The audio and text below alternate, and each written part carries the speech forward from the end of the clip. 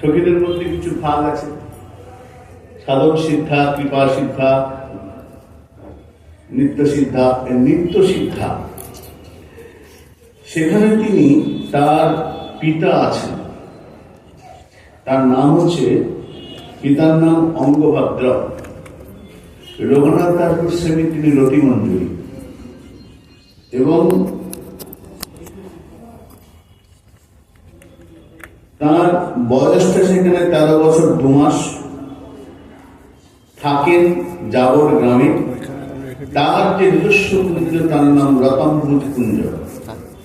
রতনভুজ কুঞ্জে তিনি থাকেন, বয়স তার 13 বছর। যে যোগপীঠটা রয়েছে, সেই যোগপীঠের অগ্নিকোণে তার স্থিতি এই কুঞ্জে। যে বস্ত্র পরেন রতিমঞ্জরি, অর্থাৎ রঘুনাথ দাস গোস্বামীর যে মঞ্জরী স্বরূপের যে ভাব, সেখানে তিনি তারাবলী বস্ত্রা। তার সেবায়তের সেবা তো সবই সেবা, তো বিশেষ সেবা আছে, সেটা চরণ সেবা।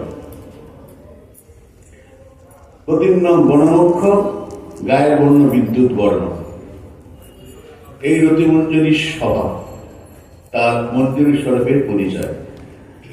এখন সেখানে রঘুনাথ দাস গোস্বামী স্ফূর্তি দশায় দেখছেন, জপ করতে করতে করতে করতে তন্ময়তা, স্ফূর্তি দশা। স্ফূর্তি দশা মানে ওই সাক্ষাৎ দর্শন আর মানব দর্শনের মাঝখানে একটা অবস্থা। তন্দ্রাচ্ছন্ন অবস্থায় কিছুটা স্বপ্নের মতো দেখছেন যে একটা সুন্দর বন, সেই বনের সুন্দর বন, সুন্দর সুন্দর গাছ বৃক্ষ রয়েছে, আর বৃক্ষগুলির নিচ থেকে লতাটা উঠেছে। লতা উঠে গাছটাকে পেঁচিয়ে পেঁচিয়ে উপরে গেছে। সমস্ত গাছগুলোতে প্রায় বড় বড় বৃক্ষ, ছোট বৃক্ষ, সব রকম বৃক্ষ আছে। বিভিন্ন ফুল গাছ আছে, ফলের গাছ রয়েছে, কি নেই সেই বনে। মাঝে আবার সরু রাস্তাও রয়েছে। বিভিন্ন রকমের লতানো বৃক্ষ, সেই গাছে ফুল ফুটেছে, ফুলগুলোর ভারী সুন্দর গন্ধ। সেই লতা বৃক্ষের মধ্যে আবার মাঝে মাঝে ভ্রমরগুলো বসছে, উঠছে, ভ্রমরের গুনগুন ধ্বনি, কোকিলের কলতান, ভারী সুন্দর। রঘুনাথ দাস গোস্বামী স্ফূর্তি দশায় দেখছেন যে সেই গভীর জঙ্গলে গাছের ফাঁক দিয়ে সূর্য কিরণ রাস্তায় মাঝে মাঝে পড়েছে। খুব সুন্দর পুষ্প বিছানা একটা রাস্তা। একটু দূরে একটা কুঞ্জ, কুঞ্জের বাইরে ছোট সিঁড়ি, সিঁড়িতে একটা মেয়ে বসে আছে, একদম কিশোর, নবীনা কিশোরী। মেয়েটা বসে আছে। মেয়েটা আপন মনে বসে আছে। হঠাৎ কি মনে হলো, ওই লতার গাছ থেকে কতগুলো ফুল তুলি, বিভিন্ন রকম ফুল, ফুলটা তুলে নিজে গাঁথছে। ফুলটা গাঁথতে, মালা গাঁথছে, গাঁথতে গাঁথতে গাঁথতে তন্ময় হয়ে গেছে। গাছ ফুলগুলো পছন্দ ছিল, আবার একটা ফুল নিয়ে গাঁথলো, এটা নয় আরেকটা, আবার একটা ফুল গাঁথলো, গাঁথছে।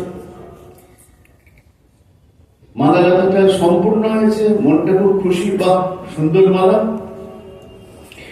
এই সময় তার সামনে একটা ছেলে এসেছে, সেও কিশোর। ছেলে এসে দাঁড়িয়েছে, ভারী সুন্দর, দাঁড়িয়ে বলছে, কি করছো? ওই মেয়েটা উত্তর দিল, মালা গাচ্ছি।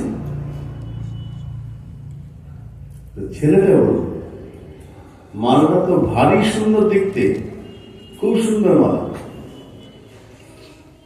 এই মালাটা আমাকে দাও, আমি পড়ব। সেই কিশোরী মেয়েটা বলে, তোমাকে দেব না, এটা তোমার জন্য নয়, এটা তোমার জন্য নয়। কিশোর তখন বলল, তুমি জানো আমি কে? আমাকে লোকে দেখবার জন্য পাগল, সমস্ত বিশ্ব জগৎ পাগল হয়ে আছে। আমার রূপেতে জগৎ মোহিত, আমার হইতে মোহিত হয় ত্রিভুবন। তুমি আমাকে অস্বীকার করছো, মালাটা দেবে? সেই কিশোরী বলে, না না না, আমি মালা তোমাকে দেব না। আমাকে দেবে না? কার জন্য গাই তুমি করছো? বলে, আমি আমার স্বামীর জন্য গাচ্ছি মালাটা, তোমার জন্য না। বলে, এই ছেলেটাকে কিশোর চরিতামৃত বলছে, কিশোরটি কে জানো? নবকিশোর নটবর, নরলীলার হয় অনুরূপ। গোপবেশ বেণুকর, নবকিশোর নটবর, নরলীলার হয় অনুরূপ। এই কৃষ্ণচন্দ্র, যার রূপ দেখে গোবিন্দরামৃত বলছেন, যার রূপ দেখে জগৎ ভুলে যায়, এমন রূপ। যার লীলাটা কেমন? লীলা রমা স্তম্ভিনী, যার লীলা দেখে মহালক্ষ্মী যিনি, তিনি স্তম্ভিত হয়ে যান। তার এমন সৌন্দর্য, সৌন্দর্য দলনানি ধৈর্য দালান। যে কিশোরটাই মালা কার জন্য করছো জিজ্ঞাসা করছে, সেই কিশোর সৌন্দর্য কেমন? সৌন্দর্য ললনানি ধৈর্য দালান। ললনাকুলের যে ধৈর্য, পাতিব্রত যে গুণ, সেই গুণ ধৈর্য সব টলে যায় যখন এই কিশোরের সৌন্দর্য মাধুর্য দেখে। এমন সৌন্দর্য ললনালি গুলো ধৈর্য দালান। তাদের যে ধৈর্য, ক্ষমতা, স্থৈর্য সব ছিন্ন ভিন্ন হয়ে যায় এই কিশোরের সৌন্দর্যের কাছে। লীলার বাস্তব নেই এই কিশোর। কিশোরটিকে বুঝতেই পারছি কৃষ্ণচন্দ্র, ভগবান কৃষ্ণচন্দ্র, তিনি গিয়ে দাঁড়িয়েছেন। কিশোরী বললে, না না, তোমার জন্য মালা নয়। কিশোর কৃষ্ণচন্দ্র বলছেন, এই মালাটা দেখে আমার যে বড় লোভ হচ্ছে। এই মালাটা এত সুন্দর মালা, তুমি বেশ নিশ্চিন্ত মনে, খুব মন দিয়ে তুই এই মালাটি গেঁথেছ। এই মালা আমার যে বড় লোভ হচ্ছে করবার। তখন সেই কিশোরী বলে, মালা তোমার লোভ হতেই পারে, কিন্তু মালা আমি তোমাকে দেব না। যদি পড়তেই হয়, মালা পরার ইচ্ছা জাগে, আমার সঙ্গে চল, আমার সঙ্গে চল। কৃষ্ণচন্দ্র সেই কিশোরীর সঙ্গে যাচ্ছে, কুঞ্জে প্রবেশ করেছে। সেখানে রাধারানী কুঞ্জে বসে আছে। রাধারানীর পাশে কৃষ্ণচন্দ্রকে বসিয়ে সেই কিশোরী তার নিজের হাতে গাঁথা মালাটা পরিয়ে দিলেন। তার গলায় না ইচ্ছা ছিল রাধারানীকে দেব, কিন্তু রাধারানী ইঙ্গিত করলেন। সখীর স্বভাব কিরকম? ইঙ্গিতে বুঝিব সব কাজ। রাধারানী কিছু বললেন না, শুধু ইঙ্গিত করলেন, আমাকে দাও। ইঙ্গিতে বুঝিব সব কাজ। রাধারানী আর সখী এরা সেবকে কেমন হবে? ইঙ্গিতে বুঝবে, মুখে বলতে হবে, ইঙ্গিতে বুঝিব সব কাজ। যে কি কাজটা করতে হবে সবসময় মুখ ফুটে বলতে হবে না, ভাব ভঙ্গি ইঙ্গিত দেখলে বোঝা যাবে, উত্তম সেবক। সেই কিশোরী তখন মালাটা নিয়ে দিয়েছেন শ্রী গোবিন্দের গলায়। পর মালা পরে গোবিন্দের প্রচন্ড খুব খুশি, প্রচন্ড আনন্দ সুখ হয়েছে। মালাটা গোবিন্দের গলায় দুলছে। মহাজন বলছে, মালাটা দুলছে না, মালা কিন্তু দোলাচ্ছে না, মালাটা নিজে নিজেই দুলছে। ওই কিশোরী নিজে হাতে মালা গেঁথেছে, সেই মালা গোবিন্দ গলায় পরে মালা আপনা আপনি দুলছে গোবিন্দাঙ্গ স্পর্শ করে। মালার ফুলগুলো বলছে, আজ ধন্য হলাম, গাছে তো ফুটেছিলাম, কিন্তু আজ শ্রী গোবিন্দ অঙ্গের স্পর্শ পেয়ে আমার যে যে বৃক্ষে ফুটেছি প্রস্ফুটিত হয়েছে, বৃক্ষ ধন্য, আমি প্রস্ফুটিত ফুল, আমিও ধন্য। কি সৌভাগ্য! বাগানে তো অনেক ফুল ফোটে, সব ফুল কি গোবিন্দ চরণ স্পর্শ পায়? পায় না। আমি পেয়েছি সেই সৌভাগ্যবান যত ফুল, তার মধ্যে আমি একটি। আমি আজ সৌভাগ্য পেয়েছি। মালা আপনি নিজের ইচ্ছে। শ্রী গোবিন্দ মালাটা দু হাতে ধরেছেন, না বেশি ধরা যাবে না, কারণ মালাটা ধরেছেন, ধরে মালাটাকে খুলেছেন, সামনে ধরেছেন,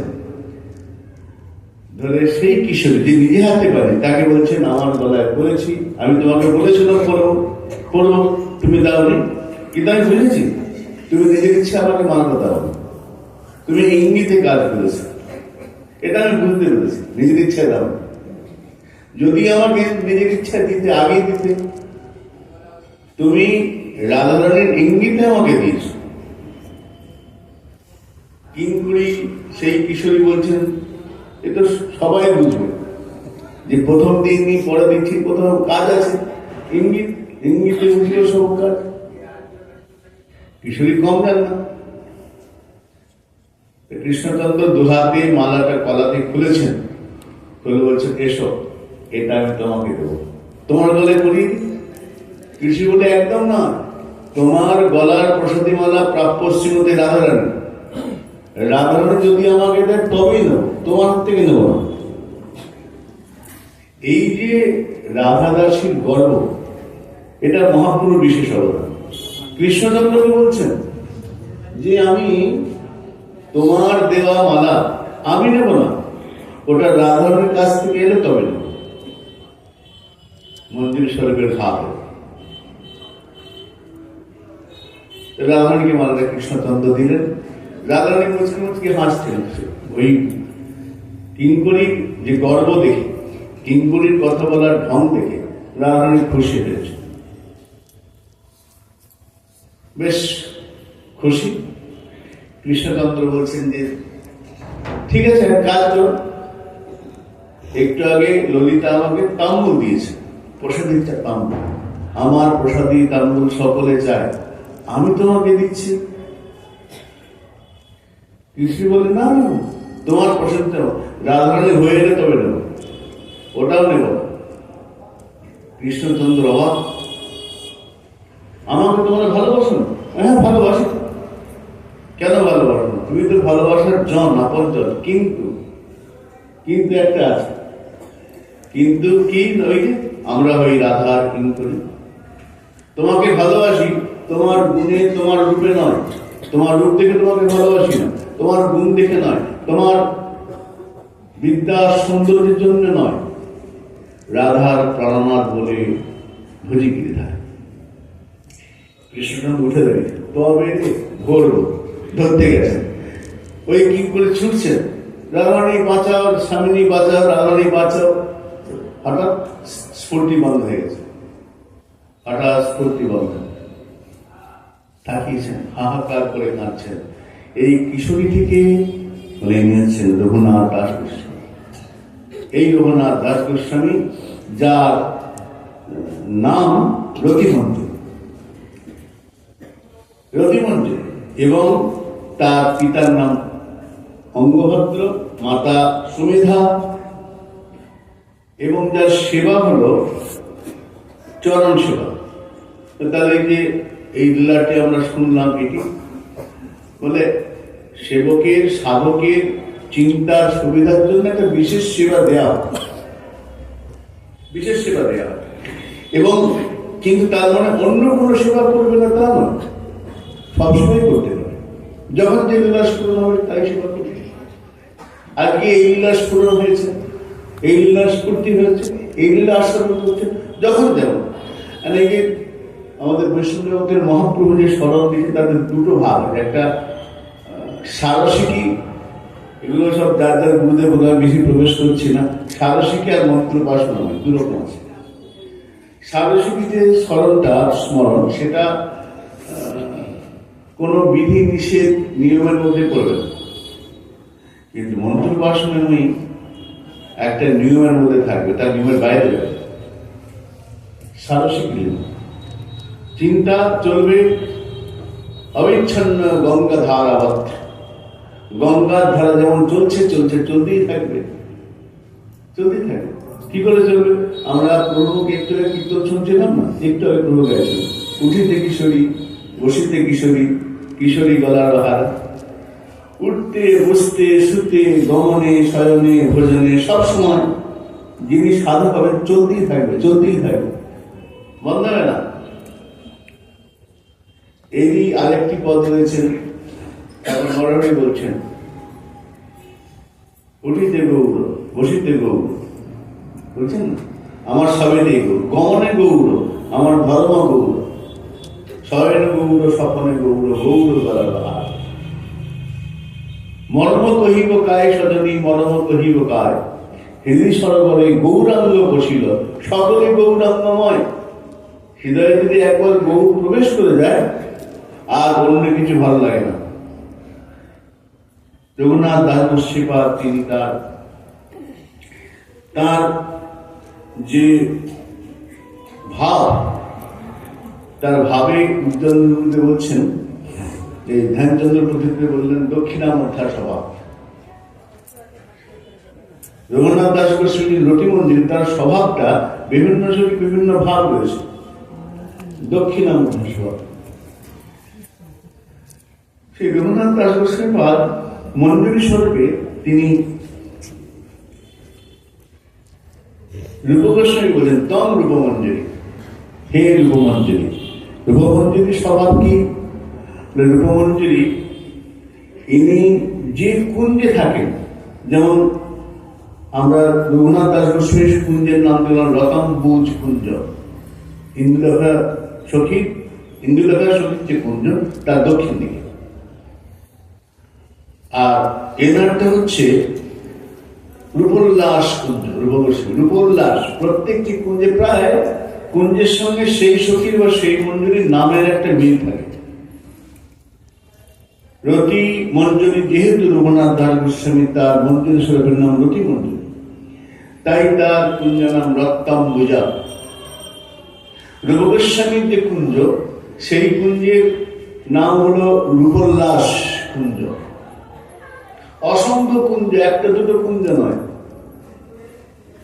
যেমন সখী প্রত্যেকের কুঞ্জ আছে, প্রধান যুতেশ্বরী, সেই স্বকীয়া পরকীয়া, প্রিয় সখী প্রাণ প্রিয় সখী, সমমধ্যা বিষমধ্যা, বিষম স্নেহ সমস্নেহ, অনেক রকম সব ভাব রয়েছে। সেই ভাব অনুসারে যেমন সখী তার সেই রকম নাম, তার সেই রকম কুঞ্জ হবে।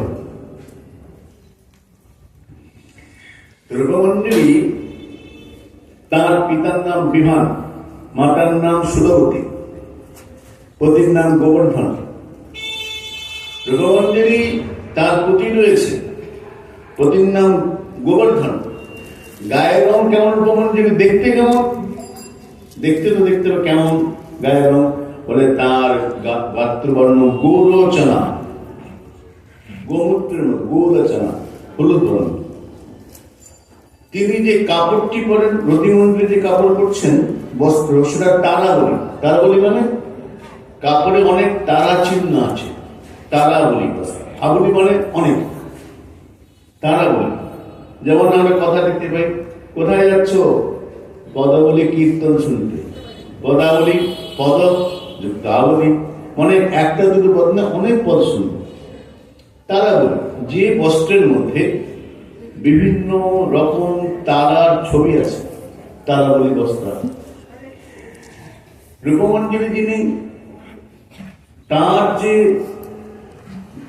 বস্ত্র, সিকিপিঞ্চ বস্ত্র। সিকিপিঞ্চ মানে ময়ূর পাখা, সিকিপিঞ্চ, যেটা আমরা বিল্লমঙ্গল যখন কৃষ্ণ কর্ণামৃত লিখছেন না, তার প্রথম যে শ্লোক, সেখানে সিকিপিঞ্চ কথাটা আছে। বিল্লমঙ্গল যখন গ্রন্থ লিখছেন কৃষ্ণ কর্ণামৃত, সেখানে বলছেন চিন্তামণির জয়তী সমগিরির গুরুর মে শিক্ষা গুরুষ্ঠ ভগবান সিকিপিঞ্চ মৌলি, ওইখানে বলেছেন চিন্তামণির জয়তী। বিল্লমঙ্গল বলছেন চিন্তামণির জয় হোক, আর আমার শিক্ষাগুরুর জয় হোক। শিক্ষা গুরুশ্চে ভগবান। সেই ভগবান কেমন? আমি কোন ভগবানের ভজন করি? বিল্লমন বলে দিচ্ছেন, শিখি পুঞ্চ মৌলিক। ভগবান আছেন, নারায়ণ আছেন, মৎস্যকুর্ম, অনেক ভগবান, কিন্তু আমি শিখি পুঞ্চ মৌলি, যার মাথায় ময়ূর পুচ্ছ রয়েছে। ময়ূর পুচ্ছধারী আমার ভগবান কৃষ্ণচন্দ্র, আমি সেই কৃষ্ণকে আমি ভজনা। তো রূপ গোস্বামীপাদের যে বস্ত্র, সেই বস্ত্রে ময়ূর পুচ্ছের ছাপ রয়েছে। ময়ূর পুচ্ছ ছাপধারী বস্ত্র রয়েছে বলেন রূপমন্দির। তো সেই রূপমন্দিরই তার ভাবটা কিরকম ভাব? এনার দক্ষিণামুখা প্রতি মন্দির, রঘুনাথ দাস গোস্বামী যে মন্দিরের স্বরূপ, সেই মন্দিরের স্বরূপের ভাব দক্ষিণামুখা।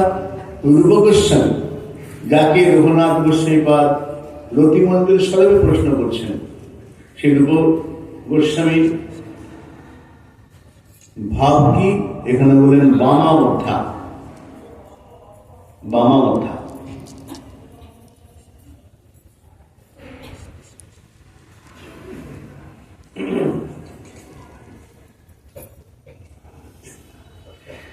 বামাবদ্ধা, এই বামাবদ্ধা মানে উজ্জ্বলের মুনিতে অনেক ভাব করেছে, তার মধ্যে বামা নায়িকার লক্ষণ বলছেন। বামা নায়িকাটা আবার শ্রীমতী রাধারানীর মধ্যে রয়েছে। দক্ষিণা নায়িকা, বামা নায়িকা, রাধারানী বামা। বামা ইনি হচ্ছেন বামাবদ্ধা। বামা নায়িকার লক্ষণ কি? বামার লক্ষণ এখানে বলছেন, মানবগ্রহে সদযুক্তা তৎসৈতিল্যে কোপনা অবিদ্যা নায়কে ক্রূরা বামেতি কীর্ততে। এটা কঠিন বোঝা। রাধারানী কি বোঝা তো সহজ না, কঠিন ব্যাপার। তার ভাবটাও একটু কঠিন আছে। কিরকম? মানবগ্রহে সদাযুক্তা, তিনি সবসময় মান করার জন্য প্রস্তুত। হয় কোথায় নয় কোথায় মান, মান করবার জন্য প্রস্তুত। মানবগ্রহে সদাযুক্তা, মানের কতগুলো ভাগ আছে। আমি প্রভুপাদ নিষেধ গোস্বামীকে শুনেছিলাম গোবিন্দ বাড়িতে পাঠে, উজ্জ্বল এই সম্ভবত আনন্দ বৃন্দাবন জন্য পাঠ হচ্ছিল, সেইখানে মানের ভাগ করেছিলেন। অনেক মান, তার মধ্যে দুটো মান প্রধান, সহেতুক মান, নির্হেতুক মান। সহেতুক মান মানে মানের একটা হেতু আছে। রাধারানীর মান হয়েছে, মান করার পিছনে একটা কারণ আছে, যুক্তি আছে, হেতু আছে, তার নাম সহেতুক মান। আর একটা হলো নির্হেতুক মান, যে মানে কোনো হেতু নেই, কোনো কারণ নেই, অকারণ মান, হেতু শূন্য মান, নির্হেতুক মান। রাধারানী এখানে সবসময় সুযোগ পেলেই মানে একদম মান করার জন্য প্রস্তুত। মানব গ্রহে সদা যুক্ত, উদ্যুক্ত হয়ে গেছে, প্রস্তুত হয়ে গেছে, সুযোগ পেলেই মান করবে। মানবী রাধে বলে সম্বোধন আছে, কথা বলে করেছে, ওই মানবী রাধে, মানিনী রাধে। তো মানব গ্রহে সদা যুক্ত। একদিন শ্রী গোবিন্দ উজ্জ্বলনীতে বলছেন, শ্রী গোবিন্দ দেখছেন রাধারানীর সঙ্গে দেখা করতে গেছেন, সামনে গিয়ে দাঁড়িয়েছেন। শ্রীমতী রাধারানী হাসি হাসি মুখে শ্রী গোবিন্দের সামনে সে দাঁড়িয়েছেন, মুখের দিকে তাকিয়েছেন, খুশি হয়েছেন, কণ্ঠের দিকে তাকিয়েছেন, খুশি হয়েছেন। তারপর যখন বুকের দিকে তাকিয়েছেন, হঠাৎ মান, শ্রী গোবিন্দের বুকের দিকে তাকিয়ে মান নেই। শ্রী গোবিন্দ দেখছেন যে আমার মুখের দিকে রাধারানী তাকালেন, তখন মুখটা বেশ খুশি খুশি। আমার কণ্ঠের দিকে তাকালো, তখন মুখটা খুশি খুশি। কিন্তু আমার বক্ষের দিকে তাকিয়ে হঠাৎ মুখটা মলিন হয়ে গেল, চোখগুলো লাল হলো, আরক্ত হলো। এই রে, মনে হয় হঠাৎ করে মান হয়েছে। শ্রী গোবিন্দ বলছেন, রাধে কি হয়েছে তোমার? হঠাৎ করে মুখটা বিষণ্ণ হয়ে গেল। কথা বলবো না, তোমাকে বিশ্বাস করা যায়। কেন? গোবিন্দ কোনো কারণ খুঁজে পাচ্ছেন না। সখীরা বলছেন, রাতে কি হলো হঠাৎ? না, একে বিশ্বাস, এই বিশ্বাসের যোগ্য নয়। ললিতা বলছে, আমাকে বল। তো রাধারানী বলছেন, দেখ, ওর বুকের মধ্যে একটা মণি আছে, মণির মধ্যে অন্য রমণীর ছবি আছে। বুকের মধ্যে মণি, হারের মধ্যে মণি, মণির মধ্যে অন্য রমণীর ছবি, আমি মানতে পারছি। ললিতা বলছেন, না, তা তো হওয়ার কথা না। বলে, হ্যাঁ দেখ। ললিতা ভালো করে দেখলেন, ললিতাকে হাসছেন, রাধে ভুল হয়েছে নাকি, ওটা একটা স্ফটিক মনের মতো, ওর মধ্যে গিয়ে যখন সামনে দাঁড়াবে তার ছবি ফুটে উঠবে, ওটা তোমার ছবি, অন্য কারো নয়। ও আমার ছবি? বলে, হ্যাঁ। আচ্ছা, ছেড়ে দাও, যাও, ঠিক আছে। কারণ নেই, কোন হেতু নেই, মান। এই মানগ্রহে সদা যুক্তাম, মান করার জন্য প্রস্তুত হয়ে আছে মানিনী শ্রীমতী রাধা। মানে কোনো হেতু নেই। বামানায়িকের প্রথম লক্ষণ, তিনটে গুণ আছে বামানায়িকের। দ্বিতীয় হচ্ছে তৎসৈটিল্যে কোপনা, মানের একটু কম বেশি দেখলে সঙ্গে সঙ্গে কপিত হয়ে যান, কপিত হয়ে যান, রাগ হয়ে যায়। যদি দেখেন তার মানের একটুখানি এদিক ওদিক হলো, ক্ষোভ হয়ে যায়। আমি এক কীর্তনের মুখে শুনেছিলাম, মানের একটা পর্যায়ে দুর্জয় মান, দুর্জয় মান। রাধারের মান হয়েছে সহেতুক নয়, নির্হেতুক নয়, দুর্জয় মান। যে মানটা সহজে জয় করাই যায়, যে মানকে প্রশমিত করা খুব কঠিন, দুর্জয় মান হয়েছে বামানায়িকা লক্ষণ। তো একদিন রাধারণের মান হয়েছে, মাথায় ঘোমটা দিয়ে বসেছেন, কথা বলবো না, কথা বলবো না। হঠাৎ শ্রীকৃষ্ণ এসে দাঁড়িয়েছেন কুঞ্জের দ্বারে, মান ভাঙার অনেক রকম চেষ্টা করছেন। আর মান ভাঙাতে গেলে চাণক্য বললেন চারটে লক্ষণ আছে, সাম, দান, ভেদ, দণ্ড। চারটি নীতি প্রয়োগ করা হয় যে কোনো কাজ করতে গেলে, সাম, দান, ভেদ, দণ্ড। সাম মানে তুমি আমি সমান, দান মানে কিছু দেওয়া, ভেদ জানো আমি কে, তোমার থেকে আমি বেশি পাওয়ারফুল, এরকম চারটি নীতি আছে, সাম, দান, ভেদ, দণ্ড। কৃষ্ণচন্দ্র দেখছেন খুব মান হয়েছে, মানের কোন একদম তাকেই দেখছি, মান ভাঙাতে হবে, মান মার্জন করতে হবে। কৃষ্ণচন্দ্র গিয়েছে, প্রথম বলে, দেখো রাধে কথা কথা বলছে না, কথা বলো। রাধে কোনো কথা বলছে না, কথা বলো, কিছু কথা বলো। দেখো, বেশি মান করো না, তুমি বিষমান রাজার মেয়ে, আমিও কিন্তু কম যাই না, আমি নন্দ রাজার ছেলে, তুমি রাজার মেয়ে, আমি রাজার পুত্র, রাজপুত্র, তুমি রাজকন্যা, আমি রাজপুত্র, অত সমান। দেখো, সমান সমানে বেশি ঝগড়াঝাটি করতে নেই, মিলমিশ করে নিতে হবে। তুমি আমি সমান, তুমি রাজকন্যা, আমি রাজপুত্র, তুমি বর্ষানা থাকো, আমি নন্দমায় থাকি, অতএব দেখো আমাদের মধ্যে কত মিল, তুমি গায়লানি, আমি গয়লা, কত মিল আমাদের মধ্যে। দেখো, ঝগড়াঝাটি করো, যদি হতেও পারে কথা কাটাকাটি, এটা মিটিয়ে নিয়ে ভালো, সবই তো এখন। রাধারানী এমন একটা মুখ ব্যাখ্যানে দিলেন, মুখটা ব্যাখ্যালেন, কৃষ্ণ বলল, না, এ তো হলো না, সাম দানে তো হলো না, দান। রাধারানী, তুমি যদি আমার সঙ্গে একটুখানি কথা বলো না, আমার গলার হাতটা দিয়ে দেবো, যশোদা দিয়েছে হাত, দিয়ে দেবো। রাধারানী বলতো, আমার অনেক আছে ঘর, আমার নতুন জিনিস হার লাগবে না। আচ্ছা, হার দিয়ে তো হলো, দানে হলো না। এবার ভেদ, ভেদ বলছেন, রাধে তুমি কি ভেবেছো আমি তোমার বারবার হাত জোর করছি, তোমাকে অনুনয় বিনয় করছি, আমাকে জানো আমি কে? তুমি আমাকে চেনো? আমার ক্ষমতা জানো? আমি পরে আমাকে গিরি ধারণ করেছি, কালিয়নাগ দমন করেছে। তুমি কেটে জানো, আমি এর আগে পৃথিবীতে অনেকবার অবতীর্ণ হয়েছি, তুমি আমাকে জানো না? আমি মৎস্য হয়েছি, কুর্ম, নৃসিংহ, বরাহ। আমি আগে এইসব হয়ে গেছি, এখন কৃষ্ণ হয়েছি, ইদানিং কৃষ্ণ।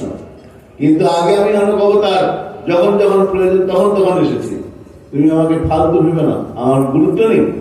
আমি তোমার হাত জোর করছি বলে তাই বেশ একটু বেশ ভেদ দৃষ্টি, তোমার থেকে আমি যে আলাদা বোঝাচ্ছি। যত রকম কৃষ্ণ জানা ছিল সব বলতে পারত। দাদা অনেকক্ষণ শুনলেন, তাকিয়েছেন, ঘোমটা সরিয়ে বললেন, এত যদি তোমার কোমর, তাহলে বয়লানের দল এসে হাত জোর করছে কেন, বয়লানে দিচ্ছে কেন? হ্যাঁ, যাও, তুমি যদি এত কিছু হয়ে থাকো তো আমার কাছে এসে হাত জোর করছো, ক্ষমা চাইছো কেন? বলে এখানেও হলো না, সহজে হবে না। অভেদা নায়কে, নায়ককে কিছুতে ভেদ করতে পারে, এটা মামা নায়িকার লক্ষণ।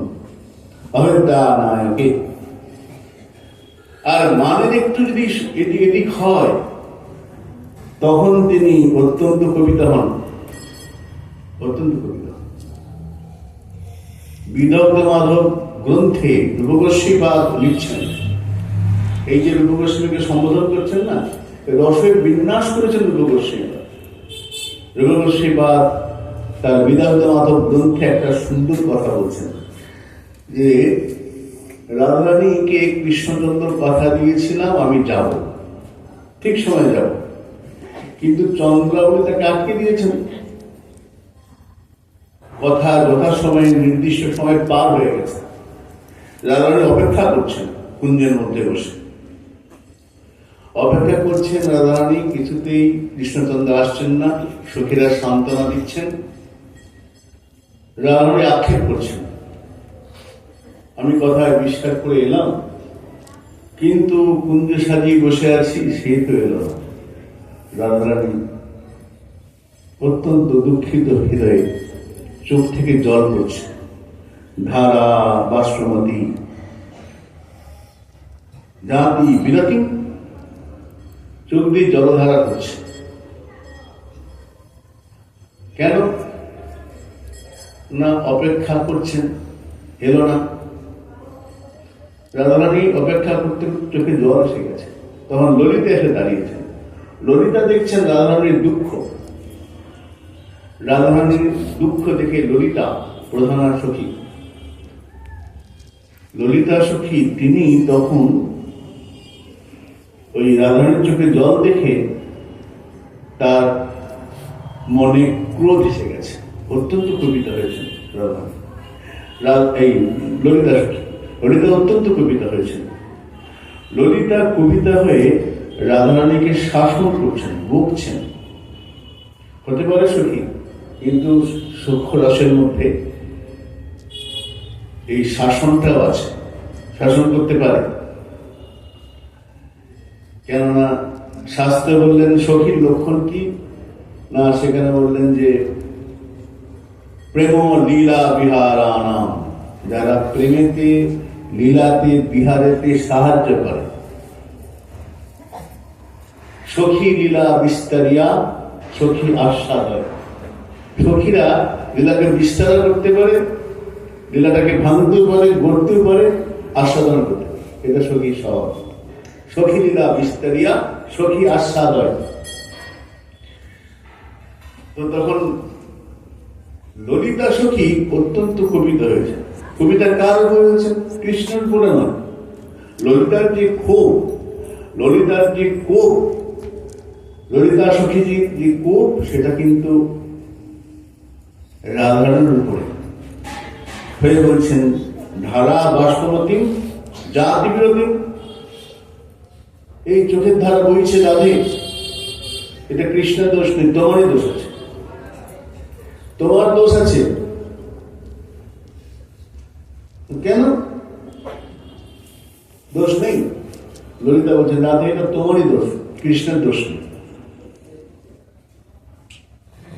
অশ্রু সজল নেত্রে রাধারানী তাকিয়েছেন ললিতার, আমার কি দোষ বল? তখন ললিতা উত্তর দিচ্ছেন, লোভাত মনো মাতৃথা কতবার বারণ করেছে রূপের দিকে তাকাবে না, বারণ করেছিলাম না, ওদিকে তাকাবে না, অনেকবার বলেছি, আমাদের কথা শুনিস। লোভাত মানা মাপ বিধ, কতবার বলেছি রাধে ওই কালো ছেলেটার দিকে তাকাবে না, বারণ করেছিলাম। রাধে বলছেন হ্যাঁ, তাহলে বারবার বলছি তাকাবে না। তখন রাধারানী বলছেন যে পদবলীর মধ্যে ভারী সুন্দর রূপের পদ আছে, সেখানে বলছেন যে দেখ নদীটার দোষ আমার নেই, আমি জলান্তে যমুনায় গিয়েছিলাম, তখন কি না সই কেন গেলাম যমুনার জলে, জলান্তে যেতে হবে, কিন্তু সেদিন যে কেন গেলাম, কিন্তু যখন বেরিয়েছিলাম আমি মনে মনে সংকল্প করেছিলাম আর কোনো দিকে তাকাবো না। এমন সংকল্প করেছি কারো রূপ আর হেরবো না রে, কারোর দিকেই তাকাবো না, যা কিছু কারো দেখবই না। কেন না, এই কালো রংটা আমার খুব বিপদে পড়ে, যখন তখন বিপদে পড়ে যায়, তাই আমি কালো দেখবো না। তাই মাটির দিকে দৃষ্টি নিয়ে রাস্তা দিয়ে হাঁটছি, কিন্তু যেখানে জলাতে যাচ্ছি যমুনার জলটা তো কালো, সেই কেন গেলাম যমুনার জলে, মাটির আনত দৃষ্টিতে চলেছে, নিচের দিকে দৃষ্টি যাচ্ছি, যেতে যেতে হঠাৎ দেখলাম যমুনার ধারে একটা বড় গাছ, কদম্ব বৃক্ষ। ভাবলাম অনেকক্ষণ হাঁটছি, দাঁড়িয়েছি, দেখি গাছের পাশে, গাছে হেলান দিয়ে একজন দাঁড়িয়ে আছে। কে বলে কৃষ্ণচন্দ্র। নন্দের দোলালো চাঁদ পাতি আছে রূপভান, ব্যাগ ছলে কদম্বের তলে। পদগুলো ভারী সুন্দর বলছেন যে দেখো, রাধারানী বলছেন দেখো, আমি ইচ্ছা করে ওই ফাঁদে পড়িনি, আমি জলান্তে যমুনায় গেলাম, গিয়ে দেখলাম কৃষ্ণ দাঁড়িয়েছে, আমি তো আগে থেকে বলিনি, কিন্তু কৃষ্ণের কদম্ব তলায় দাঁড়িয়েছে, বাঁক হয়ে দাঁড়িয়েছে কদম্বের ছলে। তখন ললিতা বলছেন বেশ, সে দাঁড়িয়ে থাকতেই পারে, কৃষ্ণ দাঁড়িয়ে থাকতে পারে, তুই কেন থাকায়, দোষ তো তোর। না না না, দোষটা আমার নয়, আমার চোখটা কেমন, চোখ নয় পাখি। অষ্টকের মধ্যে বলে খঞ্জন অঞ্জন দিঠি বঙ্কিম সুচাহন, রাধারানীর যে চাহনি তাকানো, সেটা খঞ্জন গঞ্জন দিঠি, দৃষ্টিটা খঞ্জন পাখির মতো, পাখি মতো। বলে আমার নয়ন দুটো দেখতে নয়ন, কিন্তু আসলে পাখি নয়। বলে কেন, বলে পাখি যেমন ফাঁদে পড়ে যায়, যে ব্যাগ সে পাখি ধরার জন্য ফাঁদ পাতে, ওই কৃষ্ণচন্দ্র ফাঁদ পেতেছিল, ফাঁদ পেতে আমার নয়ন পাখি ধরা পড়েছে। নন্দের দোলাল চাঁদ পাতিয়াছে রূপফাঁদ, ব্যাগ ছলে কদম্বের তলে, কদম্বের তলে রূপের ফাঁদ পেতেছে, আর সেই ফাঁদে আমার নয়ন পাখিকে আটকে গেছে। আমি ইচ্ছে করে দেখি আমার নয়ন পাখির ওই ফাঁদে পড়েছে, ব্যাগ ছলে কদম্বের তলে। ললিতা বলছেন আচ্ছা, ব্যাগ সে তো পাখি ধরার চেষ্টা করবি, ধরবি, সে ফাঁদে পাবে, তো তুই কেন ওই ফাঁদে পড়লি? বলেছে ফাঁদ তো বেঁধেছে, সেখানে আবার চারা দিয়েছে, পাখি যেমন চারার লোভে গিয়ে বসে পড়ে, এমনি বসে না, ফাঁদ দিলে বসবে না, পাখি তখনই বসে যখন ফাঁদের নিচে চারা থাকে, খাবার থাকে। আমার নয়ন পাখিটা ভাবলে ওখানে খাবার আছে, তাই পাখিটা ওদিকে তাকিয়েছে, নয়ন পাখির দৃষ্টি দিকে গেছে, বলে ওখানে চারা কি ছিল? বলে হ্যাঁ, ওইটা জিজ্ঞাসা করে, চারাটা কি ছিল? এমন চারা তুই দেখলে তুই ফাঁদে পড়বি। বলে কেন? বলে হ্যাঁ, ওখানে একটা ফাঁদ আছে, ফাঁদের মধ্যে চারা রয়েছে, দিয়াহাস্য সুদা চারা। একে তো রূপটা এরকম, তার মধ্যে একটা চারা, রূপের ফাঁদ, সেখানে চারা, চারাটা হলো হাসি, ওই ভুবন ভুলানো হাসি, ভুবন মোহন হাসি, ওই হাসির দিকে যে দৃষ্টি গেল, ব্যাস আমার চোখ ওখানে ফাঁদে পড়ে গেল, রূপের ফাঁদে আটকে গেছে চারা দেখে। দিয়ে হাস্য সুধা চার। রাতে অনেক সময় চারা থাকে, ফাঁদও পাতা থেকে। চালাক পাখি যদি হয় না, শুধু খাবারটা নিয়ে চলে যাবে, ফাঁদে পড়বে না। কেন ফাঁদে তখনই পড়ে যখন ফাঁদে আঠা লাগানো থাকে। আঠা ছিল, মানে আঠা তো ছিল, ফাঁদের মধ্যে আঠা ছিল। কি আঠা? অঙ্গ ছটা আঠা তার, আঁখি পাখি তাহাতে পড়িল। এই চোখ দুটো গিয়ে কৃষ্ণ রূপের ফাঁদে পড়েছে। ওই হাসিটা হলো চারা, আর অঙ্গ ছটা, শুধু হাসি নয়, অঙ্গের যে ছটা জ্যোতি, অঙ্গ ছটা আঠাটা আঁখি পাখি তাহাতে পড়িল। আর শুধু তাই নয়, তোকে কি বলবো, মনোমৃগী হেন কালে পড়িল সেই রূপের জালে, শূন্য দেহ পিঞ্জর হইল। চোখ তো গেল, তার সঙ্গে একটা হরিণও ধরা পড়ল। রাধে, তোমার কাছে হরিণ কোথায়? বলে হরিণ আছে। কি মনোমৃগী, যে চোখ দেখলো, চোখ গিয়ে মৃগী মনকে বললো, মন বললো তাই নাকি? চোখে দেখে মন সেই ফাঁদে পড়েছে। মনোমৃগী হেন কালে পড়িল সেই রূপের জালে। আমাকে পুলিশ দিয়ে লাভ নেই। হ্যাঁ, আমাকে তুই বারবার বারণ করেছিস যে ওই রূপে মন দিস না। হ্যাঁ, এখানে বলছেন মা কৃধা, আমি ললিতা বলছি তুমি বারণ করেছিলাম। হ্যাঁ, বারণ করেছিস, কিন্তু ওই যে চারার লোভে, দিয়া হাস্য সুধাচার, ওই চারার লোভে আমার চোখ দুটো পড়েছে, ব্যাস ফেসে গেছে। মনোমৃগী হেন কালে পড়িল সেই রূপের জালে। লোভাত মনা মাতৃদা। ললিতা বলছেন ইয়াং ঘড়ি নিবারিত, তুই কতবার বারণ করেছিস, যাস না, ভাবিস না। কি করবো, বারণ তো তুমি করেছিস, কিন্তু হয়ে গেছে, এখন কি হবে? তখন রাধারানী, এই ললিতা বলছেন, দেখছো কি, তোকে বারণ করেছি, বুঝিয়েছি, তুই কোনো কথা শুনিস নি, এখন তোর একটাই উপায়। রাধারানী বলছেন কি উপায়? এই যে কিংনাদ্য রদিশী, এখন তোমায় কাঁদতেই হবে, আর কোনো উপায় নেই। কাঁদো, বেশি করে কাঁদো, বারণ করেছি শোনো। তাই চোখের জল পড়ছে। আর রাধারানীর কান্না দেখে ললিতা শাসনও করছেন। অভেদ্যা নায়কে ক্রুরা বামেদি বীর যাতে। আর এই রূপমঞ্জরি লেখা, ইনি কোন নায়িকা? ইনি বামা নায়িকা, বামা মধ্যা, বামার সম, বামা মধ্যা, রাধারানী বামা। এই রূপমঞ্জরিকে জ্যোতি মঞ্জুর জিজ্ঞাসা করছেন যে, হে রূপমঞ্জরি, তুমি আমাদেরকে বলো যে তোমার অধরেই চিহ্নটা কি করে হলো? রতিমঞ্জরি তিনি দক্ষিণা নায়িকা। দক্ষিণা নায়িকার লক্ষণ কি? সেখানে বললেন যে অসহা মাননের গন্ধে, কোন রকম সহ্য করতে পারেন না, সহ্য একটু কম আছে, অসহা মাননের গন্ধে। দৃষ্টান্ত দিচ্ছেন যে কিরকম। ললিতা সখীর একটা খুব সুন্দর প্রসঙ্গ আছে যে মানের যদি কখনো ঘাটতি হয়, সঙ্গে সঙ্গে ফোঁস করে ওঠে। দৃষ্টান্ত দিচ্ছেন গ্রন্থে ললিত মাধবে। একদিন কুঞ্জের মধ্যে কৃষ্ণচন্দ্র নেই, না, কৃষ্ণ অত্যন্ত এসেছেন সকালবেলায়, এসেছেন ভিতরে রাধারানী, ললিতা বাইরে। কুঞ্জের ভিতরে বিশাখা আছে, ওই কুঞ্জটা বিশাখানন্দ কুঞ্জ।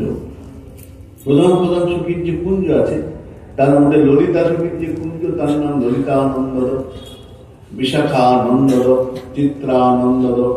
যত প্রধান সখী, অষ্ট প্রধান সখী, প্রত্যেকের নামের সঙ্গে একটি করে কুঞ্জ আছে। সেই দিন যে লীলা বিহার হচ্ছে, সেই লীলাতে কৃষ্ণচন্দ্র এসেছেন বিশাখা সখীর কুঞ্জ। এখন এই যে আগে বললাম সখী লীলা বিস্তারিয়া সখী আচ্ছাদয়, উজ্জ্বল নীলমণি সখীর লক্ষণে বললেন যে প্রেম লীলা বিহার আনা, যারা প্রেম এবং লীলাতে বিহারেতে সাহায্য করেন, শুধু তাই নয়, তাদের কাছে যে তারা যে দৃশ্যগুলো দেখেন, তারা যে আস্বাদনগুলো করেন, সেই লীলাগুলোকে অত্যন্ত যত্নের সঙ্গে রেখে দেন। বিশ্বাসযোগ্যতার চরম। সখী মানে যে কথার বিশ্বাস রাখবে। বিশ্বাসটা কেমন জায়গায় থাকবে? ওখানে বলছেন পেটিকা, যেমন একটা বাস্ক, বাস্কের মধ্যে কোনো মূল্যবান বস্তু আমরা রেখে দিই, ঠিক তেমনি সখীরা সখীর গোপন কথাটা অত্যন্ত বিশ্বাসের সঙ্গে রাখে, বিশ্বাসটাকে ওই পেটিকার মধ্যে রেখে দেয় যত্ন করে। যেমন মূল্যবান বস্তু থাকে আমাদের, আমরা গোপনে যত্নে রাখি, সখীদের মধ্যে বিশ্বাস প্রধান যে পেটিকা, সেইটা খুব গুরুত্ব আছে, সখী লক্ষ্মী দেয়। তো বিশাখানন্দ কুঞ্জে যুগল ভিতরে রয়েছেন রাধাকৃষ্ণ, বাইরে ললিতা। বিশাখার যা সেবা আছে তিনি সেই সেবায় করছেন, যুগলকে নিয়ে, যুগলকে বসে সেবা করছেন। এই সময় আমাদের ললিতা বাইরে দাঁড়িয়েছেন। এই সময় চন্দ্রাবলীর এক সখী এসেছে, দুই সখী, ভদ্রা আর শৈবা, দুজনের সঙ্গে চন্দ্রাবলী পাঠিয়েছে। চন্দ্রাবলীর যে ভালোবাসা এবং রাধারানী সখীদের যে ভালোবাসা, চন্দ্রাবলী হচ্ছেন বিপক্ষা নায়িকা, রাধারানী ললিতা সপক্ষা নায়িকা। এনাদের যে ভালোবাসা সেটা হচ্ছে মদিয়াদামি। রাধারানী ললিতা বিশাখা এদের যে কৃষ্ণের প্রতি ভালোবাসা, এটা মদিয়াদামি। আর চন্দ্রাবলীর যে ভালোবাসা সেটা তদীয়দামি। ভাবটা কিরকম? একটা ঘৃত স্নেহ, একটা মধুর স্নেহ। ঘৃত স্নেহ মানে প্রায় একই রকম, ঘৃত স্নেহ এবং মধুর স্নেহ। ঘৃত স্নেহ মানে ঘিকে যদি আগুনে জাল দেওয়া হয় কি হবে? ঘিটা পাতলা হবে। আর মধুকে যদি আগুনে জাল দেওয়া হয় তাহলে মধুটা আরো ঘন হবে। চন্দ্রাবলী সখীদের যে প্রীতি সেটা ঘৃত স্নেহ। দক্ষিণ নায়িকা এরা তদীয়দামী, আমি তোমার। তদীয়দামী ভাব হচ্ছে আমি তোমার, তুমি আমাকে যেমন নেবে আমি সেরকম দেব। নয়মাও যত্রতেই মানা, তুমি আমাকে যেমন বলবে, যেখানে নিয়ে যাবে সেখানে, আমি কোনো প্রশ্ন করবো না। তদীয়দামী। আর একটা হচ্ছে মদীয়দামী, আমি তোমার নয় তুমি আমার। মদীয়দামী, তুমি আমার। এটা যারা বামা নায়িকা বা সপক্ষিয়া যারা রাধারানীর প্রতি, তাদের মধ্যে আছে বামা নায়িকা। মদীয়দামী, তুমি আমার। একই তো কথা না, একটু জোর আছে, মদীয়তার মধ্যে জোর বেশি আছে। তদীয়তা মানে আমি তোমার। তো চন্দ্রাবলী তার দুই সখীকে পাঠিয়েছেন, যা তো কৃষ্ণ কেমন আছে, কোথায় আছে, খোঁজ নিয়ে আয়। চন্দ্রাবলী বলে দিচ্ছে আমি আর স্থির বিশ্বাস রাধারানীর সঙ্গেই আছে। চন্দ্রাবলী এবং রাধারানী কিন্তু দুই বোন। চন্দ্রাবলীর পিতার নাম চন্দ্রভানু, রাধারানীর পিতার নাম বৃষভানু, দুই বোন। কিন্তু প্রীতি যখন, প্রেম যেখানে আসবে সেখানে তো একটু খটপট থাকবেই। চন্দ্রাবলী কৃষ্ণকে ভালোবাসেন, রাধারানী কৃষ্ণকে ভালোবাসেন।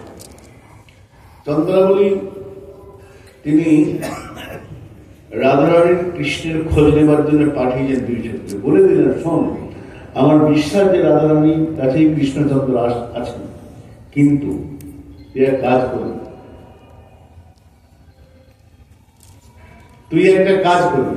কি না কাজ হলো, দেখায় তো কেমন আছে, যদি দেখিস বেশ ভালো আছে, একটু আগুন ধরিয়ে দিয়ে আসে, জ্বালিয়ে দিয়ে আসে। এটা তোর কাজ, আমি বলে দিলাম। চন্দ্রাবলী বলেছে। 2 সখী এসেছেন কুঞ্জের দ্বারে। এতে এসে দেখছেন বিশাখানন্দ কুঞ্জ, সেই কুঞ্জের দরজায় ললিতা দাঁড়িয়ে আছে বাইরে। তো 2 সখী কি বলছেন, ললিতা ললিতা একটা কথা জিজ্ঞাসা করতাম। হ্যাঁ বল, কৃষ্ণকে দেখেছো?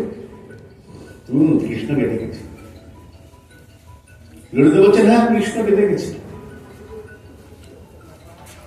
কোথায় কৃষ্ণ? কুঞ্জের মধ্যে আছেন, রাধার পাশে আছেন, বিশাখা ভিতরে বিশাখা আছে। না একটু ডেকে দাও না, একটু কথা ছিল, বিশেষ কথা বলতাম, একটু কথা বলতাম। তো ললিতা বলছেন, দেখো ভিতরে বিশাখা আছে, রাধারানী আছে, তুমি আমাকে বলে দো যা বলার, যা বলার বলে। সেরকম খুব জরুরি খুব কোনো কথা না, সেরকম না, হালকা একটা কথা জিজ্ঞাসা করতাম। 2 সখী বলছে, কি কথা? না কথাটা হলো যে কাল রাত্রে আমাদের কুঞ্জের কৃষ্ণচন্দ্র ছিলেন। ললিতা বলছেন, জানি তো, দেরি করে এসেছে, জানি তোদের ওখানে ছিল। হ্যাঁ আমাদের ওখানে ছিল।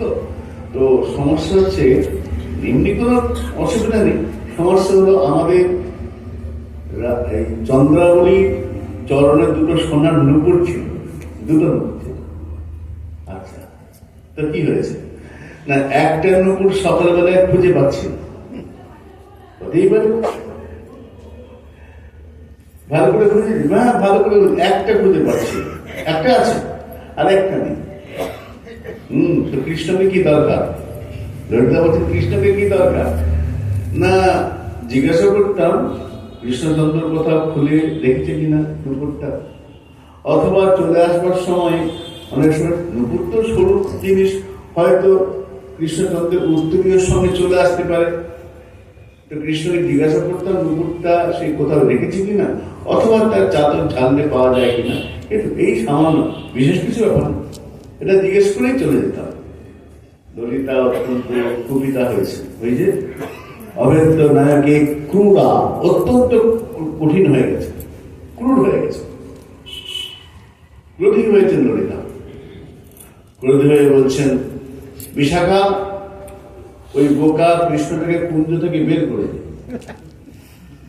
বিশাখা ভিত্তি থেকে উত্তর দিচ্ছে, না রে নাগরেন্দ্র চূড়ামণি, রসিকেন্দ্র চূড়ামণি, কৃষ্ণ কবে বোকা হবে? কৃষ্ণ কেন, চতুর চূড়ামণি, চতুরেন্দ্র নাগরেন্দ্র শিরোমণি, সে কেন বোকা হবে? আমাদের বৈষ্ণব মহাজন বলছেন যে, যে জন কৃষ্ণ ভজে সে বড় চতুর। কৃষ্ণ চতুর্থ বটেই, কৃষ্ণ ভজন যারা করে তারাও চতুর। কেন? চতুর না হলে বাঁকা লোকটার ভজন করে, অর্থাৎ চতুরতা আছে। তো ললিতা বলছেন, ওই বোকা কৃষ্ণকে কুঞ্জ থেকে বের করে দে। বিশাখা বলছেন, ললিতা এটা কি বলছিস, ভুল কথা, কৃষ্ণ কখনো বোকা হয়? চতুর চূড়ামণি, নাগরেন্দ্র শিরোমণি, সেখানে বোকা হবে? ললিতা বলছেন, বোকা নয়, কৃষ্ণ তো বোকাই। যারা কৃষ্ণ হারিয়ে কৃষ্ণের সন্ধান না করে সোনার নুপুরের খোঁজ করে, যাদের কাছে কৃষ্ণ থেকে সোনার দাম বেশি, তাদের কাছে যাচ্ছে, বোকা নয়? ওদের বোকা, কৃষ্ণের কুঞ্জ থেকে বের করে। এইরকম বলার অধিকার সকলের নেই, সখীদের আছে, সব সখীর নেই, বিশেষ সখীদের আছে। এইখানে বললেন, অভেদ্যা নায়কে ক্রূড়া, কখনো কখনো নায়কের উপরে কঠিন হয়ে যান, কঠিন বচনের দ্বারাই শাসনও করেন। বলে এতে শ্রী গোবিন্দের দুঃখ লাগে না, কষ্ট হয় না? এমন এমন কথা বলে, কি না বলে সখীরা, যা তো বলে, কুঞ্জ থেকে বের করেছে, হয় না? বলে না কেন? চরিতামৃত উত্তর দিচ্ছেন, প্রিয়া যদি মান করি করয়ে ভৎসন, বেদস্তুতি হইতে হরে মোর মন।